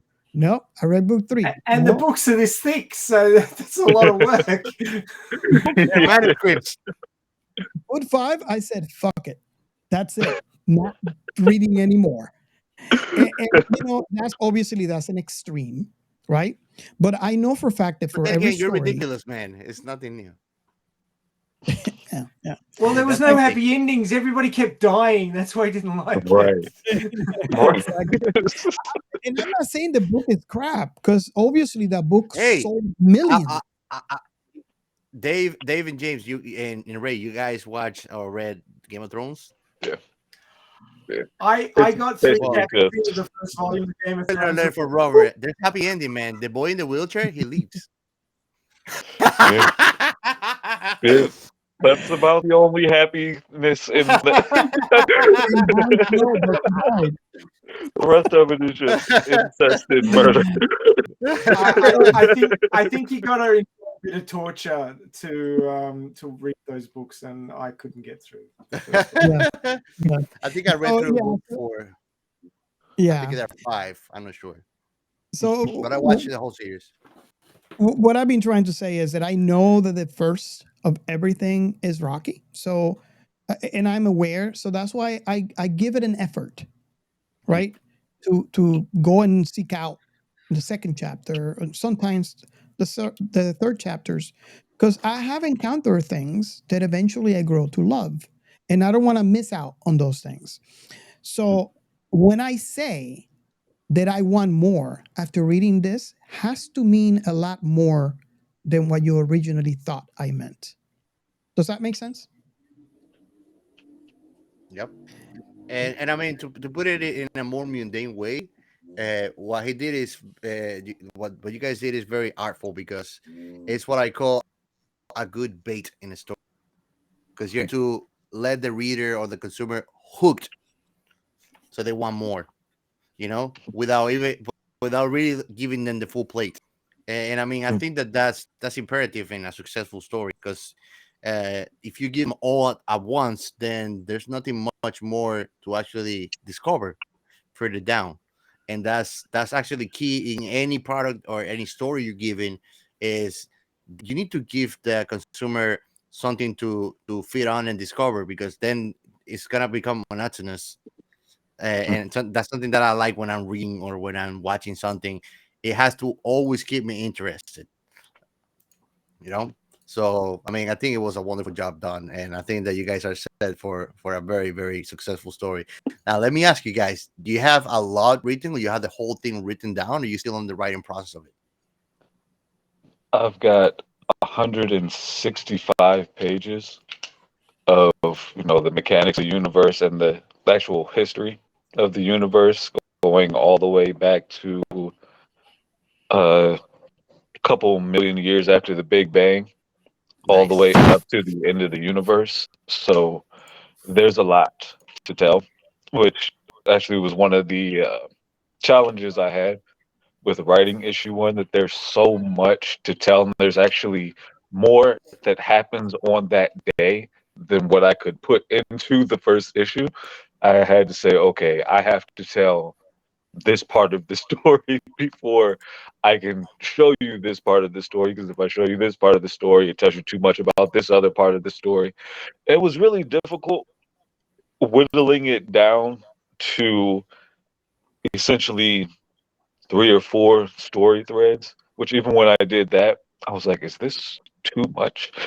But I was like, well, I have to tell enough of the story so that when things happen later, it's not, well, where did this come from? Yeah, but you can always do flashbacks. If you need, exactly. And I'm sure that when you audio your own work, or when you go over with Dave too on it, if it doesn't feel right, it's like a vibe, you will know, okay, something is retouch or re-editing here. But when you read it and you're pleased with it, and you're able to look at your work from a third person and be actually unbiased about your own work, you can enjoy your own work like you will be your own audience too. Because at the end of the day, you are you're just sharing with the world your story, really. It doesn't mean that because you wrote or you created, you don't get to enjoy it. Yeah, there's a quote. I can't remember who said it, but basically the gist of it was your work isn't complete or perfect until there's nothing left to take out. Yeah. Which is where we got to. There's nothing left to take out. So, all right, this is what we're going to put out there. Yeah, that's what's going to happen with issue 2 too. I've written it, but nice. Looking at it, going, what can I take out? Until I can take out everything, and then it goes through Dave's eyes. It's not ready. You know? I'm sure once I give it to Dave, it's going to change again, and it's going to become even better because, like I keep saying, Dave is freaking awesome. Oh yeah. And I have a question. I have a question for Dave. And basically, what I'm gonna ask him, I'll translate after. But Dave, cuando tú estás dibujando y creando, ¿tú encuentras algún blog que tú sientes como que no puedes seguir o no sabes cómo continuar, que tienes que como que apartarte del trabajo y volver después un poquito más tarde? Sí, o sea, no diré que pasa muy seguido porque pues realmente dibujo casi todo el día, todos los días, pero pues mi como desestrés es trabajar un rato y luego dibujar algo por gusto para mí. Yes. Normalmente, o sea, tengo como que la costumbre de dibujarme a mí mismo, no sé, como Spider-Man o... Ajá. Y luego ya que como que otra vez agarré más motivación, vuelvo a dibujar. O hay veces que, no sé, me tocó, por ejemplo, con las páginas de Stagnant Waters, literal, trabajé 3 días seguidos, así sin dormir, y luego ya dormí 2 días. O sea, descansé 2 días y luego otra vez otros 3 días y pues me funcionó. Obviamente sí terminaba como que medio cansado, pero pues agarraba un ritmo. Y es algo que también es muy importante, que es el conocer qué tanto tiempo podemos estar trabajando, porque muchas veces sí, en un trabajo normal, pues estás las 8 horas, 10 horas que tengas que estar ahí, y aunque tengas 4 horas de creatividad, las otras tienes que estar como quiera trabajando y produciendo, y aquí es mucho más fácil porque pues estás bajo tus propios horarios, estás en tus condiciones, y pues sabes qué tanto poder, qué tanto concentrarte, y si necesitas descansar, descansas un rato y vuelves al trabajo. And I can relate to that porque, por ejemplo, yo haciéndole el trabajo que estaba diciendo ahora cuando conseguí el tablet virtual ese, el Gaumon, estoy haciéndole una marca de ropa a un amigo mío y cosas, y después de 2 o 3 días, I feel drained, and no es como que no me gusta, sino que yo volvía y me ponía a hacer algo non-related to it, que no estuviera relacionado, que me guste, y como que te revitaliza. Sí. Y después yo volvía y me sentía ya pumped up about it again. So es para que no te canse tampoco de eso. And what David was telling me basically is, let me just put my thoughts together.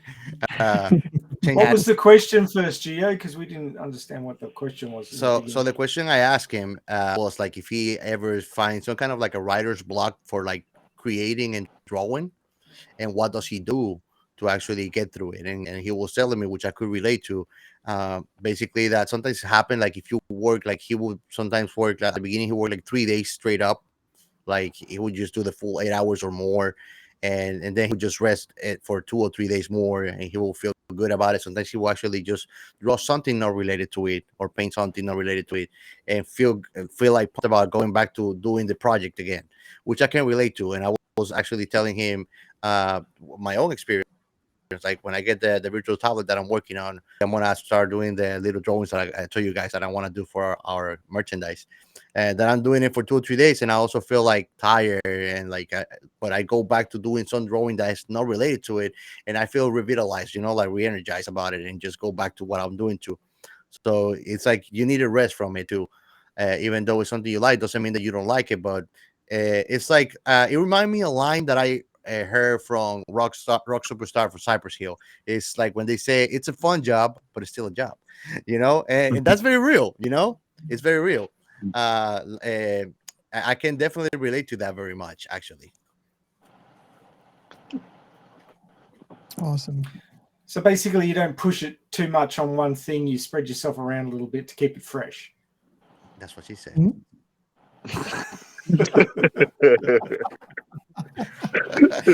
I'm talking art here. Maybe you are too. I saw your intention, man. That didn't have double intention there. That was straight up what you meant. But yeah, pretty much. Yeah, just answer your question. Everything that comes out of my mouth's a bit sus. I don't know why. A bit Aussie. Maybe spending too much time with Captain Chaos. Yeah, he rubs up on you, unfortunately. Oh, I'm glad I'm bro, the you outside of the planet because I don't want that bring to our happen. intimacy here, man. What do you mean I rub it on him? See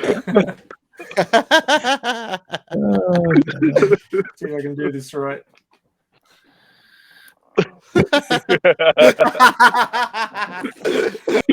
On point.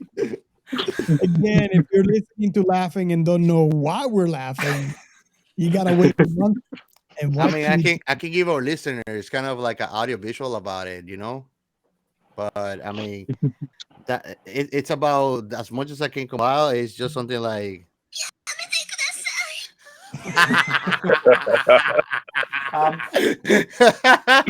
To qualify, where you put your finger changes everything. Yes. Well, you can repeat this. You can repeat the same time the first part of it, just repeatedly. Yamete, yamete.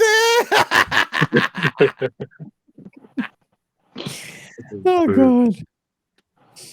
Awesome. So one question that I have is at the end of the story, we have not exactly sure. At the end of the story, we have that fight where he wins. And then after that, we have some black and white illustrations telling another story. Is that what was described on the news when Ian was actually watching the news? He was watching the news and they were talking about a terrorist attack, and that's what that was. It was a sort of a side story, as far as I could tell you. I thought that was really clever, the way that was done, because you get to hear what happened on the news. The story continues, right? But for all of us, including myself, that are curious, they wanted to know, although it might, and again, I'm saying this because I don't know what's going to happen in the second book. It feels to me that the story can progress without more, at least from my perspective. That was kind of nice for me because I always wonder about, what happened here. Can I learn more about that specific event? And it was kind of clever how that was done, where, it was the end of the book, but, by the way, here's what happened on that news report that you saw earlier in the story. How do you feel about that, Ray, when, about that? That's just my personal perspective. But then again, the reason why I have to ask is because I am typically that way. I'm typically the person that wants more.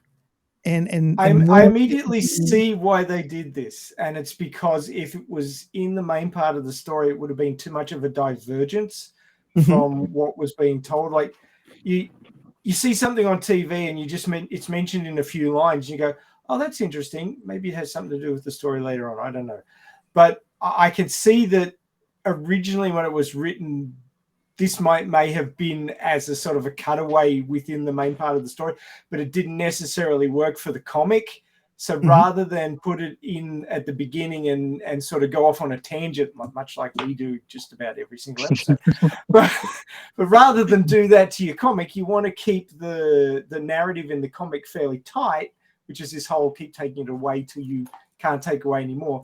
And correct me if I'm wrong, but I think they took this bit away because there was too much of it in the start to sort of distract the reader. And they put it back at the end because it's interesting enough that you want to know more about it, and it's probably introducing characters that will become very important later on. So I suspect that's the way it was done, and it's a classic method for inserting information. Like, it exists within the narrative, but it doesn't exist as story. It exists as an aside. It's like a breakout box kind of thing. But then at the very end, then you get the story. So this is actually what was happening behind that news report. So, but because it's linked within the story by the news, it's attached to this. It's got its context. If you didn't have that news report, this bit at the end would be like, what? Yeah. So yeah, it was well done. I quite appreciated the way that was put together. So Ray, you're saying that we should keep Captain Chaos at the end of this episode? I don't think you can keep the chaos out of anything anymore. I mean, you can try, jumped but into every point. don't hold me accountable when you're sorry about it. He's taking his sunglasses off, ladies and gents. Oh boy! Watch the video. I just gotta do it. I just gotta do it once in a while because I mean, using sunglasses at night is just a sign that you're high as hell and that looks like you're wearing a good pool party with a lot of bleach in the pool. More complicated than I was expecting, but okay.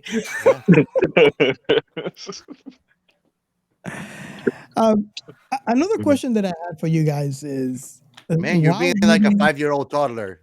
You're asking Why? too many questions. Why? Are we there here? Are we there? Are we there?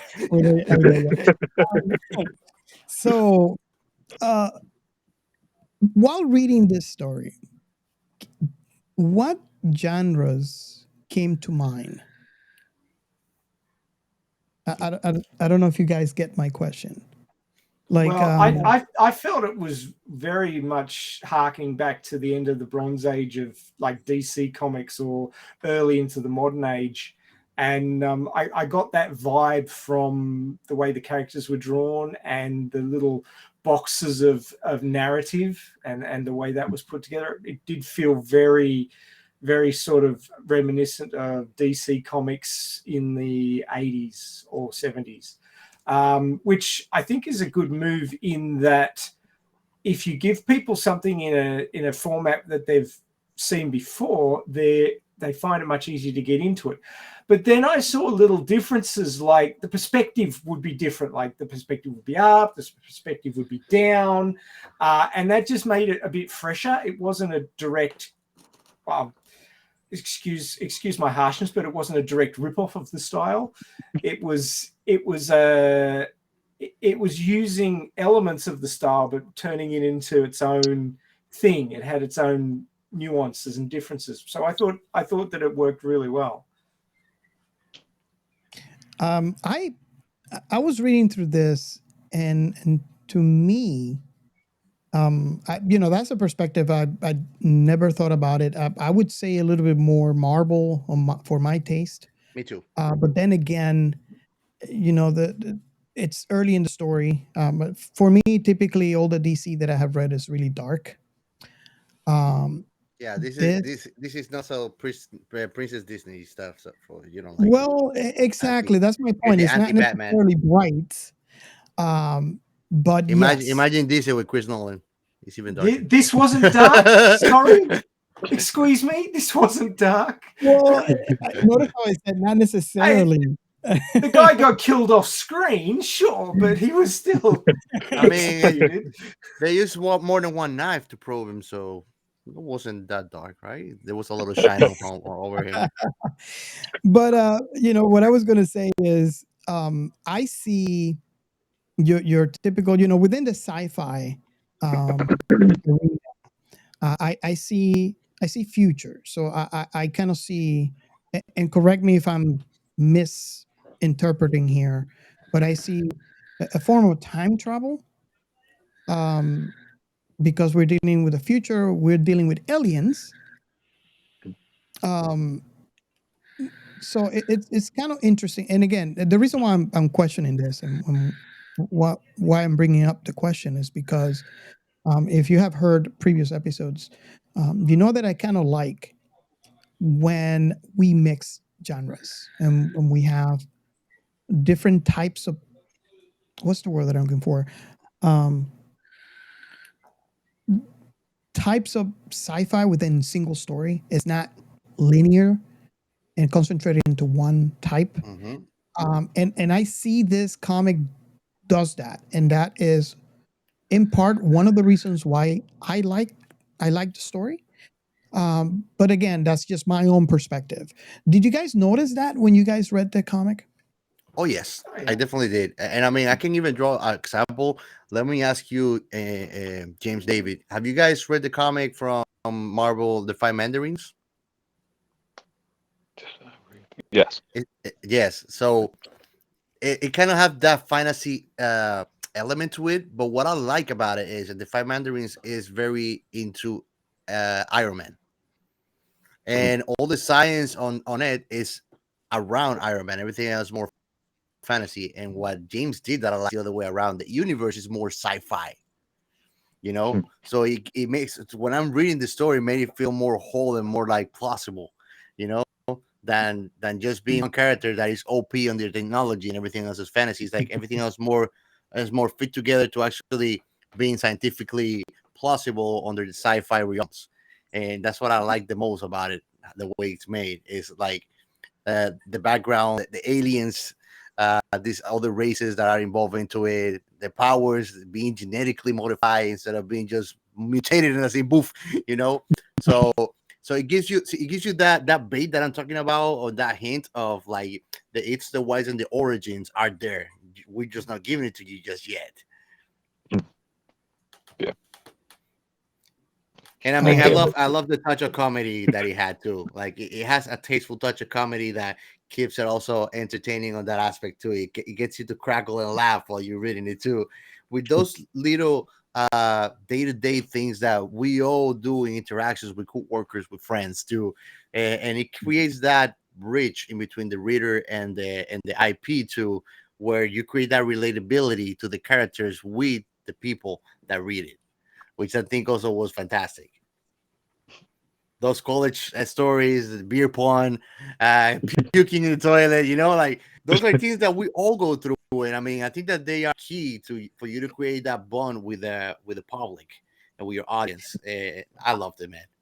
I think that touch that you mentioned is very poignant because it makes it real. Yeah. It makes it relatable, and which is something that's kind of not necessarily always done in sci-fi because of the nature of sci-fi. Yes.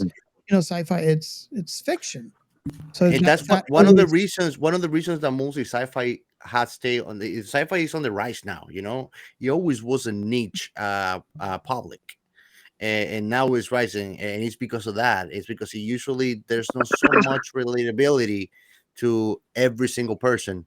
And I think that was actually masterful in how Dave and James have created this story, is that there's a lot of that too. So it makes it more welcoming to all kind of readers in public. So you don't necessarily have to like only real fiction. If you want to enjoy a good comic, this is a great premise for it too, Yeah. What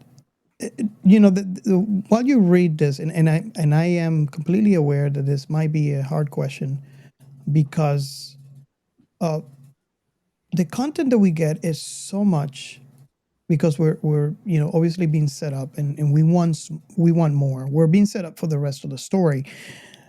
You guys are telling us so much, but so little. Exactly. And so fast.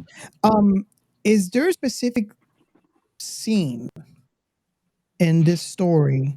And again, I realize this is a hard question, so if you don't, that's okay too. Is there a favorite scene that you can recall from reading this comic that you want to point out? Ray, I can go with that. I can go with that. Mhm. I mean, when the guy jumps from the ship and just punched the shit out of our guy and just goes to the ground, and I said, like, shit, he's alive. You know, that's when it starts. But then he's like, oh, I'm floating.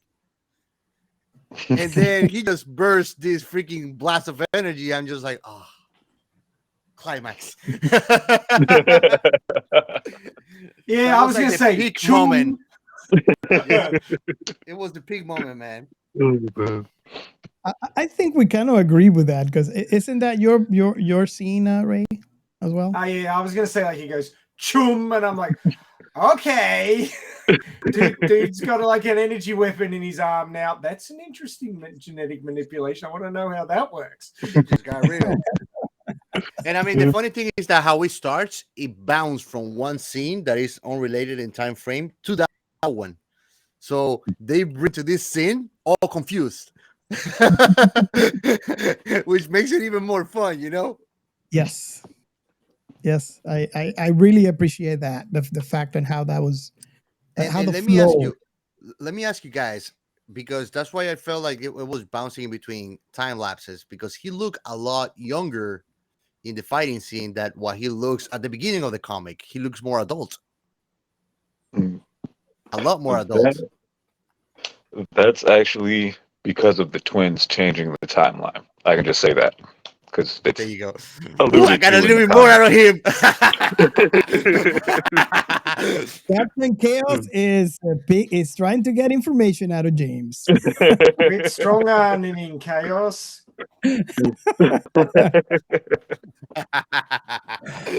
Oh wow. So yeah, I was gonna ask that too. Without spoiling the story. You're welcome, Robert. Thank you. Without spoiling the story for the rest of us, all of us that are waiting for the next one. I guess this is two questions that I have for you, Dave, and James. Is what can you say without spoiling about the next book that comes out, and do you have an expected time frame on where that other one is going to come out? Sure. So, as far as the time frame, we don't have that yet. It kind of depends on Kickstarter because I've got bills and stuff, so I need Kickstarter to raise the funds. Because I'm not going to ask Dave to do anything for free. I don't care if it takes us a year. I'm not going to ask him to do anything for free. Yeah. So it really depends on Kickstarter. But once I know funds are coming in, I'm going to send him over the script, have him go through it, and then we'll get it out as quickly as possible. My goal is to try to have an issue coming out, if not every month, then every 2 months. Just to, because no one wants to wait 6 months for the next part of the story, especially with comics being fairly short. You don't get much of the story to begin with, so I don't want to make you wait forever to get the next part. As far as issue 2, we'll definitely be diving into the morning after everything has happened. And it'll actually focus a little bit more on Quentin because you don't see what happened to him. You just see he wound up on a rooftop, and that's it. So I'm going to tell a lot of that story. And it will actually tie into some of what was happening with that news report. So you'll find out more about who those people are and what's coming, which will actually tie into the conversation between Nolan Calvert and DC. So things will pay off sooner than later. You won't get the whole story, but you'll start to see those threads come together in issue 2. I'm not going to make you wait until issue 12 and then this is because of this and this is because of that. Now that first page with Atlas Incorporated, you're gonna have to wait for that one because I don't want to spend each issue chopping it up like I did in the first issue. I want to really kind of dig in and start focusing on these characters and not so much the world at large, because that'll happen naturally. That's going to come. And when it does, things are going to get so much bigger that I need that foundation first, so that when they do get big and then they get huge and then they get astronomical, you understand why it escalated so high. That way you don't have to do like mangas that they had to, like, before the fight they're explaining to you this power works like this and that, this and that. Right. You know? Right. They stop in the middle and they have to give you a flashback of the villain's childhood. Some anime stuff, right? Right. Oh, there's got to be a flashback of the villain's childhood to make him relatable. I already know who the villain is. That's my one pet peeve about anime. I love anime to death. But show me who this person is before we get to this point, so that I don't have to stop this awesome fight to watch him run through this field and be sad. Yep. Hey, at least when that happens, it's a filler that is worthwhile. I hate it more when they give you a filler because they're backed up, so they got to give you something to stop, and they actually kills the vibe of continuing it. You know? Yeah. That's Yeah, even we're worse. looking at you, Naruto. Oh, Bleach. I stopped watching and reading Bleach because of fillers. I stopped it. They put so much fillers that they just killed the vibe. I didn't get to Aizen's death or whatever they did with him. I didn't finish it. I just stopped. I was like, I'm tired. Like, too many fillers. 30 episodes on fillers. No, hell no. Right. Apparently, I haven't watched it, but apparently Pokemon has a online list of episodes that you can skip because they're just filler. And you can actually watch the truncated version of Pokemon where you avoid all the filler episodes. I just watched the original Pokemon. I never watch anything beyond the original Pokemon. After the tournament, never watch it again. Oh, man. I kind of want to watch Pokemon, but like, how many times can you watch Ash catch the same Pikachu? Well, he doesn't even catch the same Pikachu. It's just the same Pikachu. And then he gets all these other Pokemon that are so much more powerful, but he chooses Pikachu. Yep. Tell me about favoritism, they make right? For life. Right. They make for life. Yeah. Yeah. Yeah. Like, man, I'm sorry you guys didn't caught on to it. Pikachu is like that cute puppy that you have when you go to the park so you can pick up chicks. Yeah. Now I'm feeling like Pokemon's a hero, man. That's why I keep it outside all the time. Oh, you have a little rat. He's so cute. I like your hamster. Oh, man. I will never look at Pokemon the James same. got it. I will never look at Pokemon the same. Oh, man. I broke the guest. I'm sorry, Robert. Oh, Pokemon is a hair man. Yes. You heard it here first. Let me ask you guys. I have a double question here. One for James and one for Dave. For James, do you have any other writing works that you have going on the side scenes or other projects? I actually do. Actually, I don't know when they're going to Kickstarter, but I wrote a short horror story for Fugitive Poems Containment Breach 4. Incidentally, shameless self-promotion. Their Containment Breach 3 is on Kickstarter right now. I've read those stories. It's 120 pages. I've read them because, being a part of the project, I got to see stuff before everyone else. And they are awesome. And incidentally, this volume is sci-fi, so it's relevant. It's definitely worth a read. They got some fantastic guys on there. Nice. And for you, Dave, do you have any other comic projects that you're working on? Si tienes otro proyecto de cómics que estás ilustrando, que estás trabajando, proyectos personales también tuyos. O con James. Actualmente no, pues tengo como ilustrador freelance, si alguien llega, oye, dibújame mi personaje, oye, pues lo hago. Realmente cualquier cosa que tenga, por ejemplo, también hago emotes para Twitch. Nice. Hace poquito le hice una portada a un proyecto que se llama Cerberus Comics. Y tengo hace de unos 3 años atrás un proyecto de una antología de terror que se llama Anfiteatro, que es nacional de acá de México. Y el cómic se llama Frontera de Sangre. Es sobre un hombre lobo y Lo voy a buscar porque one of my best friends, el muchacho que me dio la tablet, actually, tiene un Twitch, and that's what he likes in his channels about, es sobre horror and metal. Y eso es lo que le encanta. Que en eso estoy trabajando. Yo estoy haciendo los cómics, que los emotes que lo estoy haciendo y los logos para la ropa son cosas así, como de horror, teddy bears with like school face, o un teddy bear con los ojos matados, con un porro, cosas así. Pero bien chévere.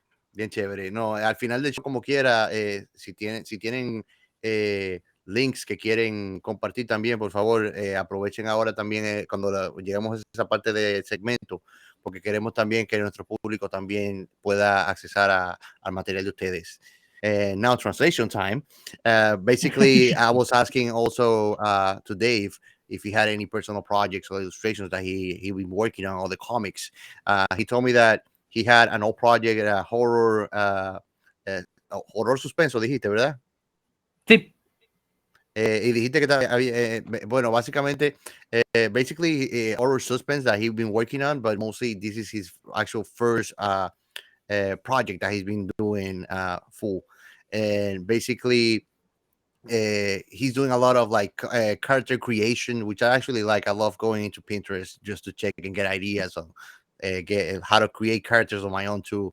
And working as a freelancing graphic designer, I was telling him that by the end of the show, also we want to take advantage of having them here so they can actually plug our audience in letting everybody know where they can find James and Dave's personal projects too and works if they have something else too, so that way our audience can have access to that and enjoy it. Because I mean, this is fantastic, and I think that that's just the tip of the iceberg. I'm sure that anything that you guys have to offer is worthwhile everybody to check it out.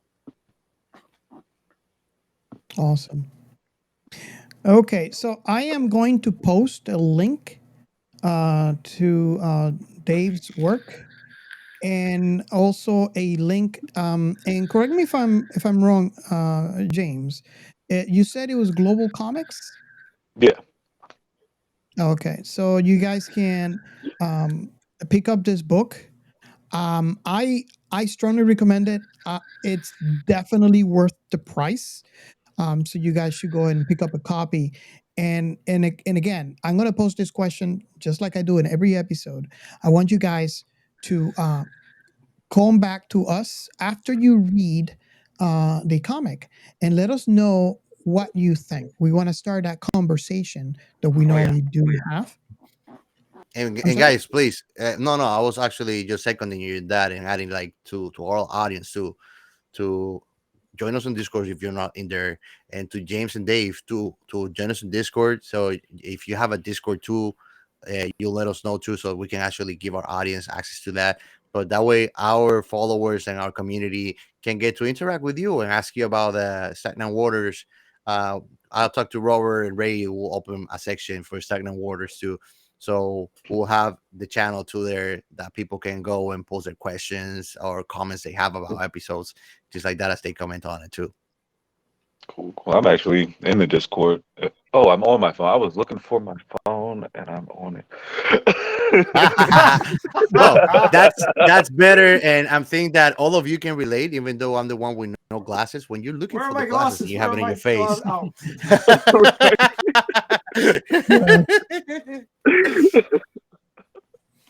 Awesome. So focused on the content, you can't find the thing that's producing it. It would be funny if I do that now. I'll be like, I don't find my glasses, and I'm looking everything like it's sepia. Filters. Oh, God.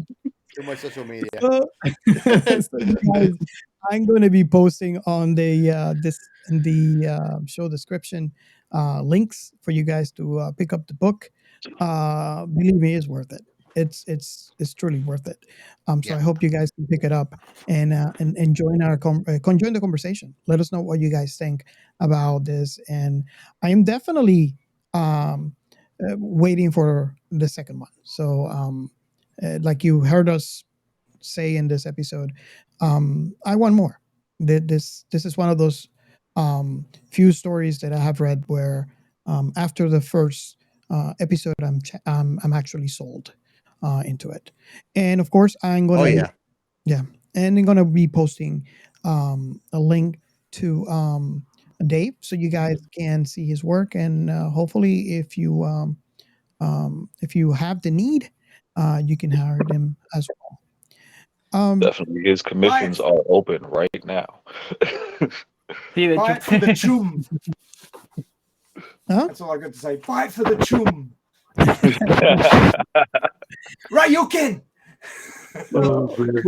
Interesting story about the choom. I Go actually ahead, went tell. with choom as the sound effect because of Cyberpunk 2077. I just kept hearing choom, and I was like, what the heck is a What's good, choom? Tooms? I was just like, you know what a choom is? I love This is playing a that game, choom man. now. I beat the game. I beat that game like 6 times already. I'm actually replaying it now. Clearly not Nice. the same universe because he's not being very friendly with the chum in this one. Right. Different world lines. Choom is This something is not different. hey, chum. Cyberpunk. This is Cyberpunk the is worse suck it, because chum. Cyberpunk they call you chum and then they chum you in the head with a bullet.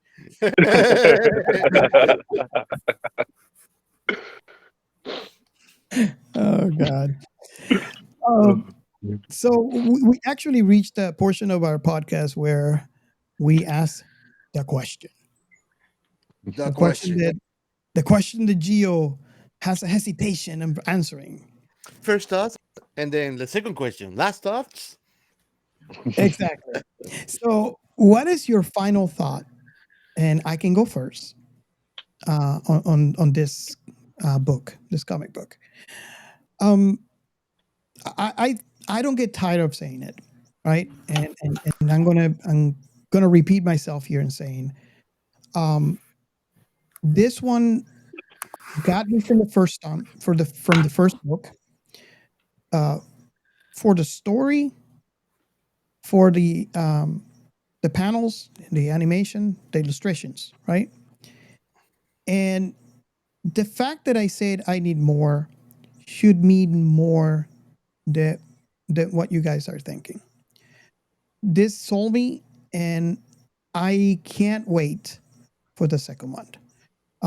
The story was fast paced, and it mixed a lot of things that I like about sci-fi.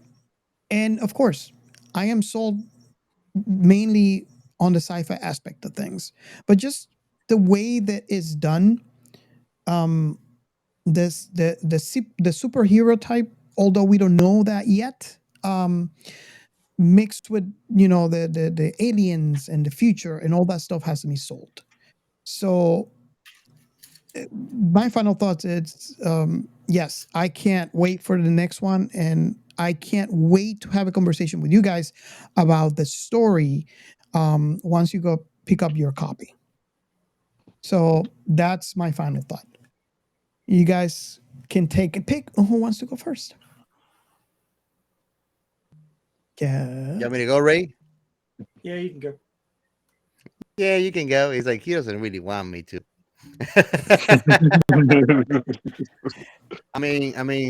There's nothing that I didn't say though.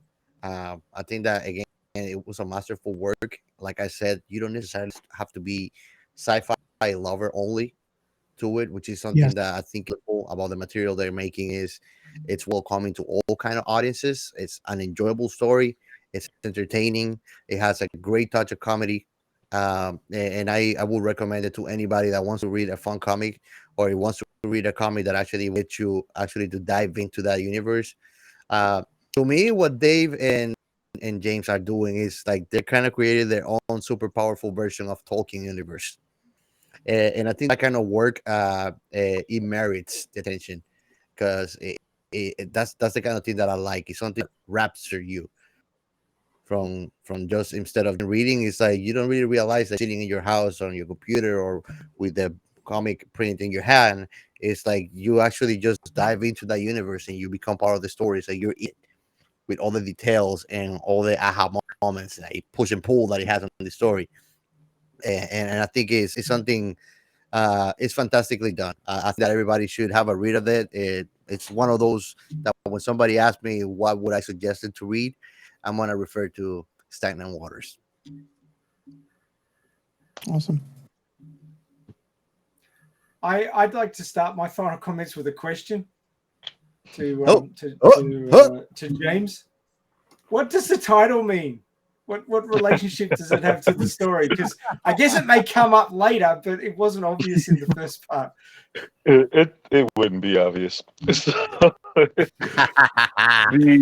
title came from one of the main themes throughout the whole story as everything goes on is that everything is changing.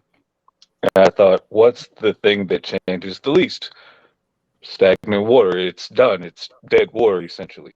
But from that, you can get something completely new. You don't like it. It's probably going to be a mosquito or something. But it's still there's something brand new coming from that. There's new life, and it's not necessarily good, but it's brand new. Something changed. Which is definitely just to add to that, I mean, because the water is calm on the top, doesn't mean that there's a current underneath. Yeah, that's definitely There's a lot going on the back scenes. Yeah. Plus, it also raises that question that you just asked: what's the connection? Well, now I can tell you the connection. I can tell you about my comic book. You gotta read it. Yeah. So my first take on this comic is that it's a good start. It's taken a good first step.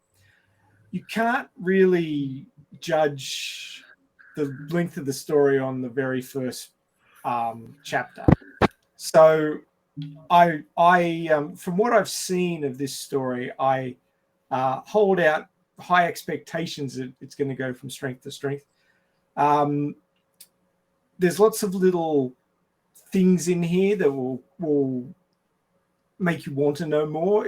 There's way more questions than answers in this first bit, so you got to like wanting to find out more and wanting those questions answered.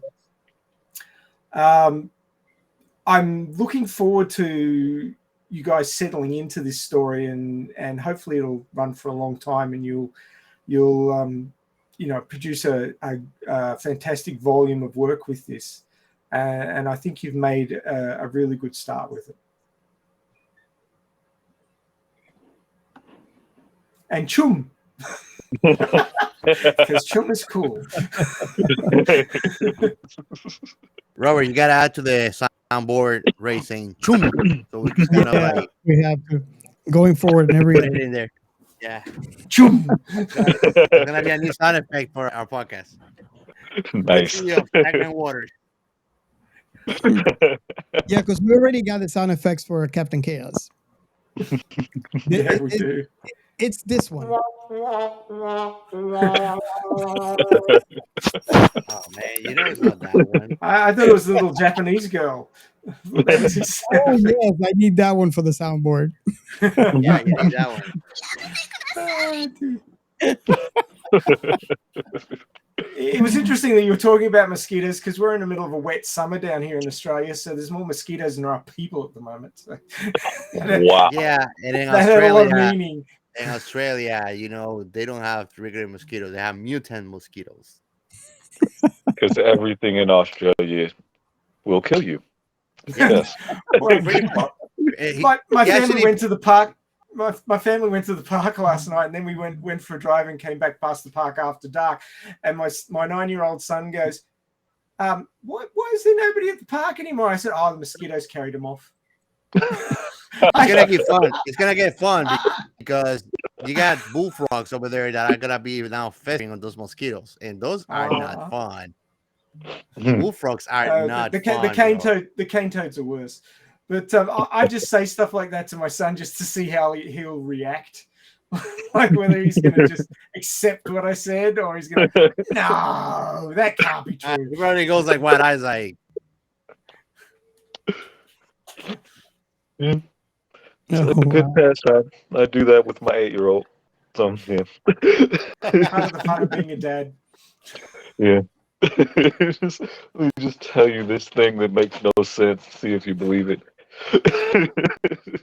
Getting hey, you get your personal victim to bully on. Yeah. Yeah. It's not bullying. It's showing that anybody can say something that's full of crap, and you've got to think about it. Yeah. That thing for the kiddo is when they realized that they were full of crap.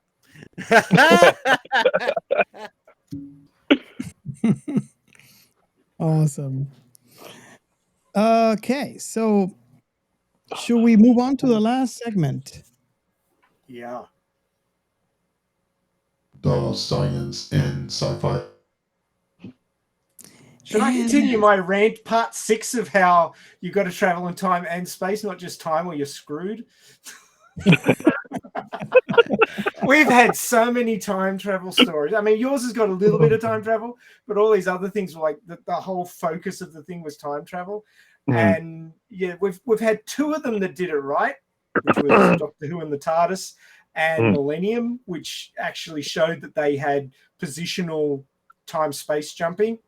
But all these ones are just, we just travel through time and we arrive at the same spot on Earth. And it's not where it was. No. But yeah, I'll pass on that one because people are probably like, "Oh, I got to switch off." heard all that before. 6 degrees of freedom of the Earth's movement and all that. But obviously, as I was saying in the pre-show, your story is new. It's coming out this year with a 2023 copyright stamp, so it hasn't had time to soak into the minds of scientists who would then go on to work on things that that may have been the idea may have been instigated from your work, except of course for Terralink, which as you said in the pre-show, Elon Musk stole from you because you had that idea. How long ago was it now? That has been part of the story for 10 or so years now. Yeah, see, he absolutely pinched it off you. Yeah. I think you should go into litigation straight away. I should. I definitely should. He had a better name for it, though, which I'm so jealous of. Yeah. Don't pinch that. You'll be in big trouble. Yeah. Yeah, I definitely won't win that one. Nope. You got more lawyers than you got hot dinners. But yeah. But yeah, so yeah, I mean, like, obviously, none of these ideas, are formed in isolation, and obviously, something that becomes reality was a good idea to begin with, and more than one person can have that idea and not act upon it, and then the one who acts upon it seems like the smart one, but other people have had that idea before. And you can go back and look at any sort of technology that's coming out now, and you can find somebody from the 50s or the 60s or the 70s who postulated the idea, thought it was a great idea, but didn't even think it was possible enough to copyright the idea. Yeah. Some smart people do that. They recognize their brilliance, and other people just go, "Hey, yeah, I had this idea for this satellite cloud," and other people go, the rockets will be running into them. That's no, but no, actually, you can do it. There's different heights and lots of space up there, so you can get away with these sorts of things, and redundancy and all that sort of necessity. But these ideas that you're having now and you're putting into your story, maybe in 20, 30 years' time, if you've thought up something that we may think, oh yeah, that's a load of shit, that's impossible. Now, in 20 or 30 years, they may be looking at it and go, hey, actually, things moved along and we could actually do this now. So I'd be really, I mean, I might be alive by that stage, but it'd be really interesting to see as a sort of thought experiment when your story's been out there for a few decades and maybe our children see a new technology reported on the holovids, because flat screen TVs have gone the day of the dinosaur. That your son might look back and hey, my dad did this comic, back in the 20s, and he had that idea, and maybe that's where this came. So I mean, nothing's in isolation, and every idea, good or otherwise, can spawn something that becomes a thing in the real world if somebody runs with it. So that would be really cool to see.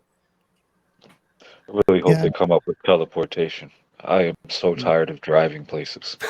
Now, aren't you worried, James, that maybe when you get actually molecular dismantle, it's not gonna be the actual you who's put together on the other side? Yeah, that's a worry too. I've had that debate. And then you're gonna be on your astral vessel. You're like, no, I didn't want that. That's an empty shell.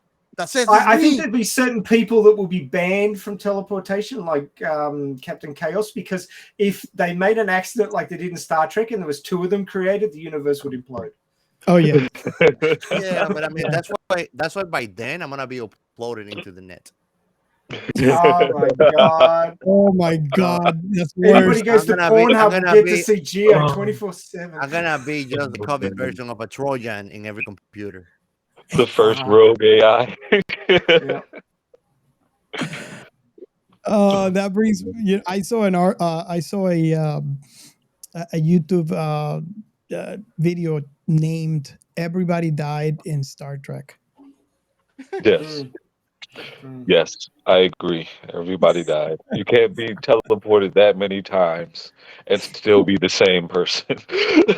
Honestly, what happened to data integrity? I mean, you copy something so many times, it's gonna start deteriorating. Right. I mean, they filled it in with frog DNA, so it's okay. Frog DNA. I forgot about that. Yes. Life finds a way. Why they did that with frog DNA? Why aren't freezing people now to see if they are not from cryogenic sleep? How do you know somebody's been through teleportation? I don't know. Ribbit. And if you're watching our YouTube channel, you'll notice that Captain Chaos gets blurry from time to time. That is normal. Yeah, when I see him face to face, that's what happens. So you know the amount of mana and ki I'm trying to expel, so like that way my invisible powers don't can.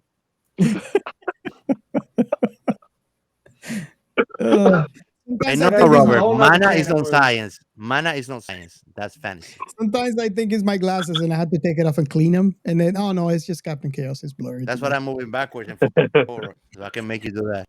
So, going back to your article, to your conversation, Ray. Because, we do this in every episode. I had sort of handballed it to you because I'd wrapped it up. Just wait to see. So, one thing that I find interesting is about this article, about this comic, is also the fact dealing with extraterrestrial life. And I was actually reading through this Scientific American article that talks about the search for extraterrestrial life as we don't know it.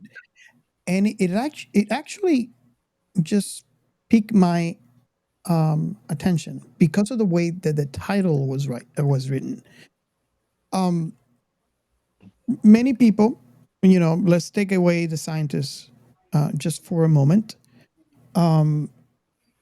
They think about this, right? We are a solitary planet in the edge of the galaxy, if you think about it, because of our location in comparison to the Milky Way galaxy, and think it's impossible that we are the only ones here.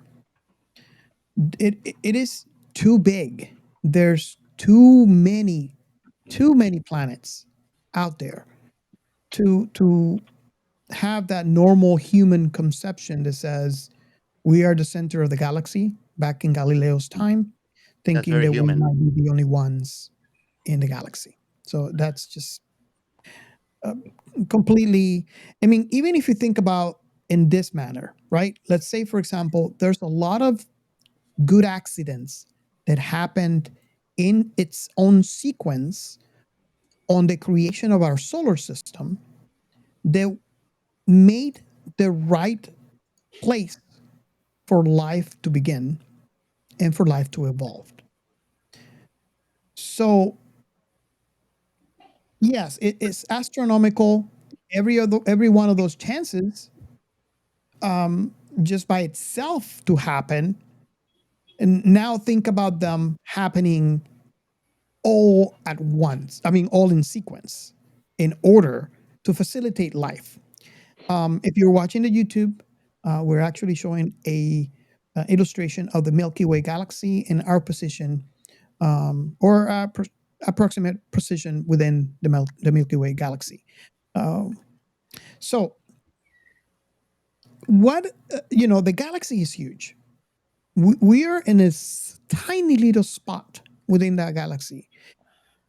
It is hard to me to imagine that the same sequence of events that happened in the creation of life on Earth could not have happened somewhere else in this galaxy.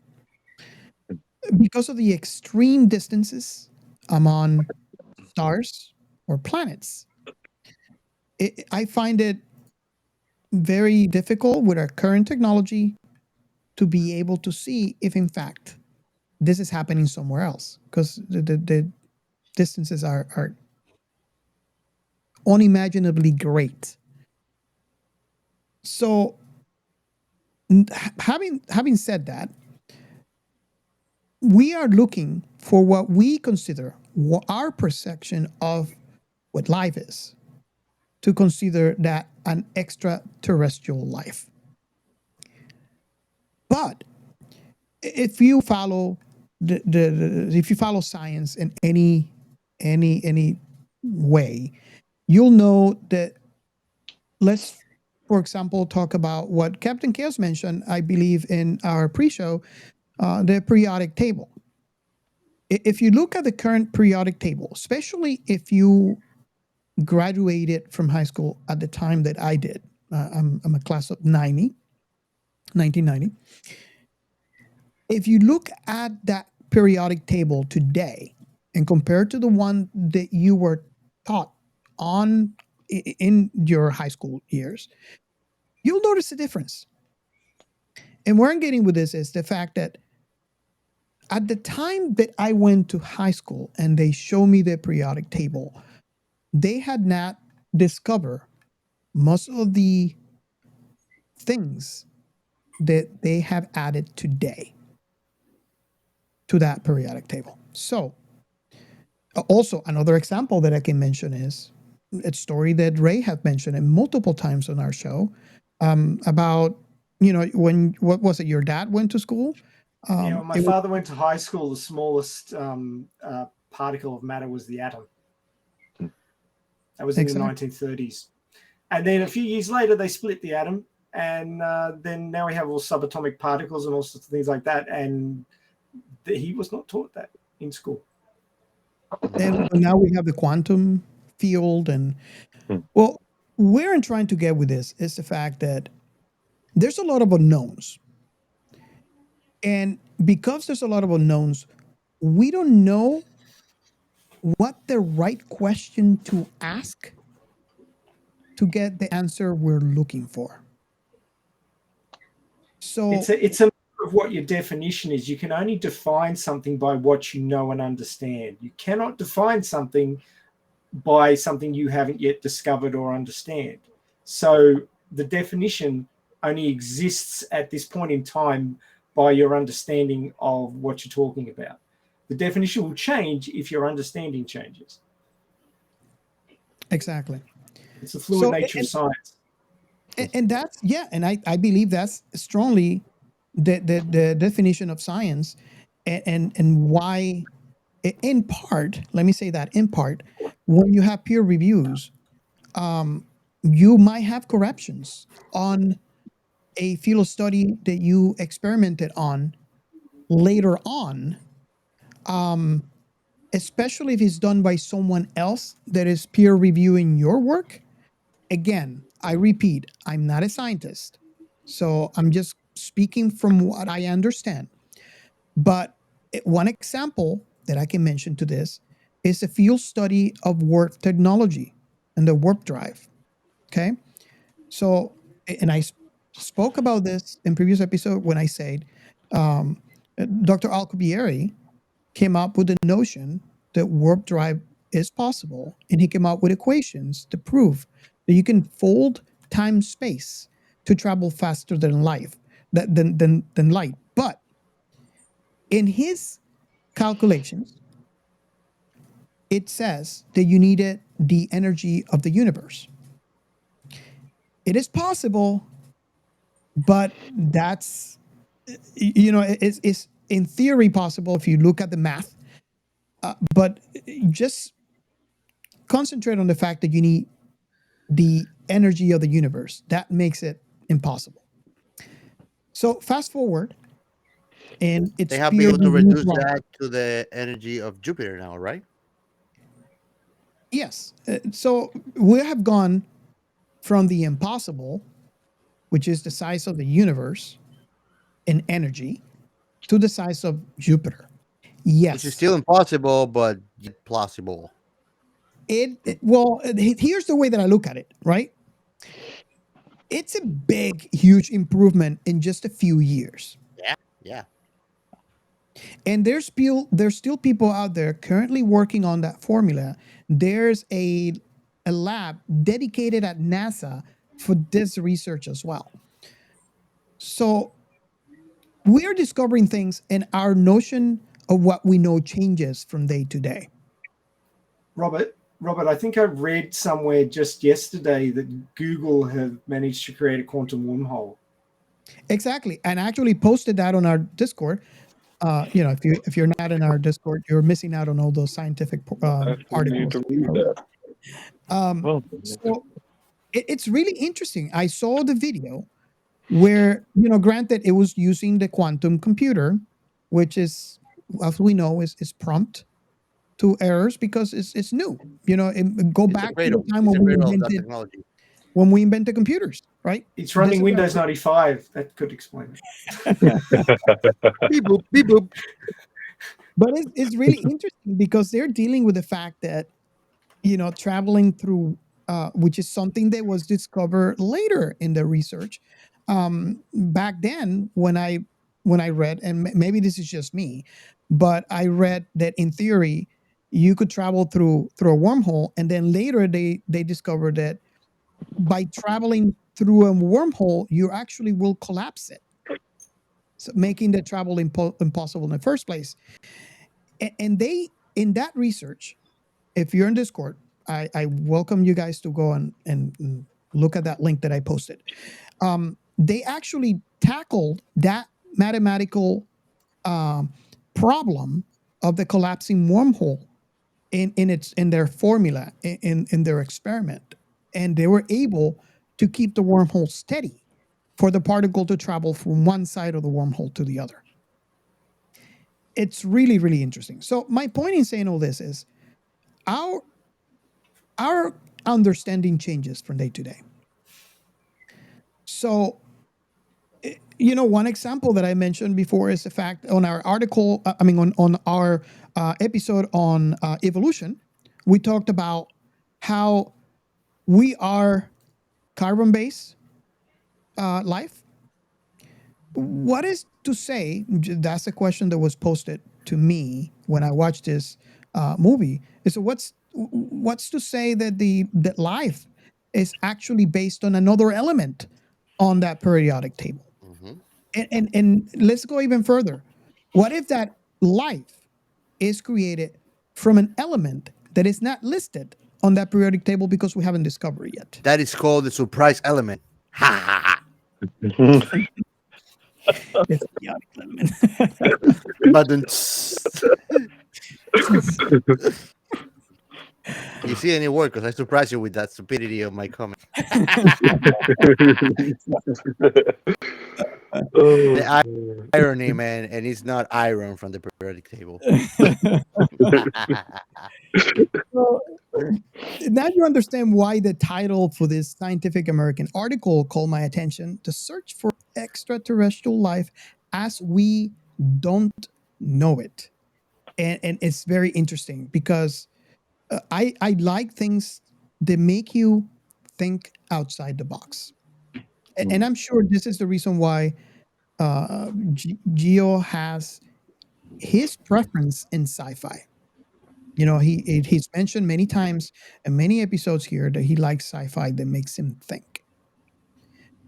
Things in general. I mean, that's how I didn't know I was a sci-fi person until you actually pointed out to me. And I mean, just today in the morning, man, I woke up. I was staying at a family member's house, and what did my family find me watching? Planet Earth 2 with my favorite guy voice, David Attenborough. That's what I like watching. Like my choice of like, I don't watch sports. Like I don't watch reality TV, or like I don't idolize celebrities. You know, my kind of celebrities who I mentioned earlier, deGrasse Tyson. You know, Bill Nye. You know, those are my kind of like idols. You know, and I mean, yeah, like when I watch something, it's just like mindless entertainment. It just bores me out. I just clicks out of it. Yeah, I definitely agree there. It has to add something to my day and to my mind. It has to put my brain to work. So yeah, I wanted to bring that article to light because it's something that I think I would credit the great scientific communication skills of Dr. Neil deGrasse Tyson, because when I first started thinking about this in this way, I always had a notion, right? You always have a notion, but he actually put it into perspective on I think it was his podcast that I listened to when Star he Talk. talked about Star Talk, when he talked about life and our conception of life and how do we know. And this article is very interesting in that way. What is you guys' thought? I mean, on this subject. I said earlier, we have no idea what's out there, and we can't really determine what's out there based on the information that we have, because we only have the information of essentially one point, the Earth. And even going from that, it should be proof that life can pretty much do whatever it wants, because just on this planet, every ecosystem you can think of has something living in it, and it's from human-like, like a chimpanzee, all the way down to a tiny bacterium that looks nothing like us, but it's alive. Yeah. It's living somewhere we could never hope to live. So anything is possible. I actually had that debate with someone a long time ago. I was telling them, what if there's a space whale? And they were like, that's impossible. I'm like, no, it's not. Yeah. Everything on this planet lives in places we don't think anything should be able to live. We don't even know the depths of our emotions. I like to think that Muamua was a space whale. What? Yeah. It really could have been. We don't know. It could have been. Hey, Ray, what do you think about that? That's just me. I want to think Just Muamua as being a space whale. You can think whatever you want. Whether you can produce data to back it up is that question entirely. Now I'm gonna transfer the question to Dave too. Dave, ¿tú piensas que hay otras vidas en el universo más o igual de inteligente que nosotros? Sí, creo mucho en eso, la verdad. Es como, ¿por qué centrarnos en que nada más nosotros existimos? O sea, es cerrarnos demasiado a pensar que solo somos los únicos y más que, bueno, si decimos, ok, si hay alguien, o sea, si hay seres que sean igual a nosotros, es como, por ejemplo, al momento de pensar en un dios, siempre pensamos a un hombre con pelo largo y barba y Yes, o sí. sea, ajá, que nos dice que a lo mejor, como últimamente se hicieron muy famosillos los memes que son como que los ángeles realmente no son querubines, sino que son ojos con ojo. alas, o sea, ajá, y pues es lo mismo que pienso en cuanto a los extraterrestres, que en una de esas, y para mí son la misma cosa, pero vista desde otra perspectiva. Yeah. Pero sí, No, en y conclusión, eso sí creo. también te trae a la pregunta, la inteligencia y la capacidad de de los monumentos antiguos que todavía están parados ahí como testamento de que de dónde vino esa información. La Ajá, sabiduría sí, antigua que sí. se ha olvidado por reinventarnos a través de la evolución de la sociedad. Pero ¿cómo esa gente sabía eso? ¿Cómo un indio o un chamán sabía qué hierba beberte o qué té hacerte para específicamente enfermedades o condiciones? Ujú.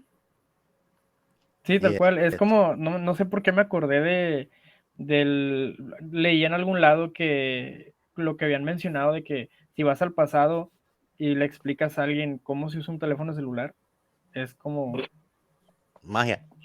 Y aún es más complicado porque, por ejemplo, si uno de nosotros viaja al pasado, sabe cómo funciona un celular, pero no tiene, o sea, no va a tener ni la más mínima idea de cómo hacer uno para que jale en ese momento. Sí.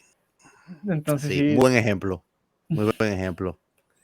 And Dave is in the same boat that all of us. He does believe too that there must be something out there that it will be very, very narrow-minded to think that we're the only thing living on this universe. And I post him the example to like all the ancient monuments of ancient civilizations that prove to be quite advanced to the point that we cannot really even mimic today technology to create things like the pyramids or any other ancient monuments. Knowledge on even Indian tribes that a shaman would know what a specific herb or substance to give you to treat a specific illness or condition without medicine of like dissecting people, sonograms and things like that. This knowledge came from somewhere. So he did the same thing at us. He actually puts like the great example of us mostly thinking that God is guy sitting on the cloud, you know, and things of the sort.